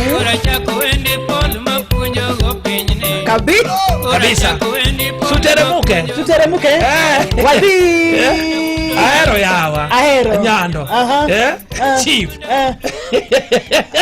you are wadi ahero nyando chief kanyo yes luona kanyo chief madam chief bende chief Karen chake nywana bende chief mabende dala mar molo kanyo bende chake nywana kanyo bende ama na ahero kanyo osiepna kasi wando gi chief jeje kasi chake akanyo chake ridri pin idonjo kodo Kisumu City headquarter kolweny the furniture mani luongo ni nakalo kolweny manyocha ni Kisumu ni jokutima tek seriously nice naneno kagitimo tek nakalo kolweny nadhi hospital moro Fairmont nadhi time penj laktar nyocha ni naneno ka jokolweny to kagin gik maber sana karo kanyo kisejope muso kanya Atito mabende luongo ne Atito mabende oken kafaya ni masebene Atito koro pongone Atito makafaya to gatito mabende gude Kisumu Atito bas ye kanyo bende wiak the wheel kachiel Japan garongo kachiel bende ki jok mabende duto te mawinjo Nyakalondo Mararamogi chenro mara wang'o nyango kabisa. Kapodi nine chife Yes, ka. Kimos na chief Adhiambo. Okinya Adhiambo. Gwenge magalego. Chief Okinya Adhiambo. Okay. Kiyakono. Kucho. Amane sadi alego.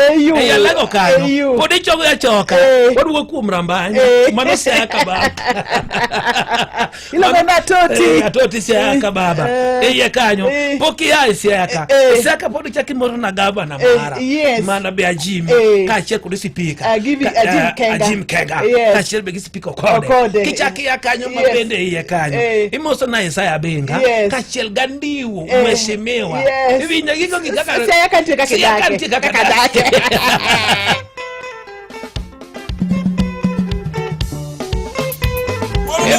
Siya kantiri kakidake. Ewija. Podi rora ka. Nitebe no meche na momejo. Omejo.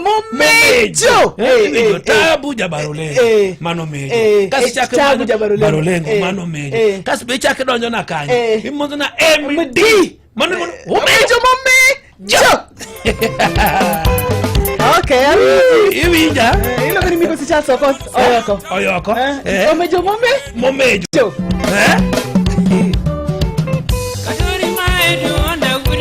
Woko dwa nyaka Ramogi Jang. Adori mate duonda wuri mina jua. Kurgolo chwaya ngola ni tije tetek. Kurgolo chwaya ngola ni. Jamoko paroga ni mari ni yot. Idonge nyodo. Jamoko paroga ni mari ni yot. Mana mayot. Mari. Wacha 3,000 a day. 3,000 per minute. Akwenda wudo ni taneno kakonyo aga. Akwenda wudo ni taneno kaberno. Wodi meri nyara pemo inga mangwan. Wodi meri nyara pemo inga mangwan. Aduk beja wire piny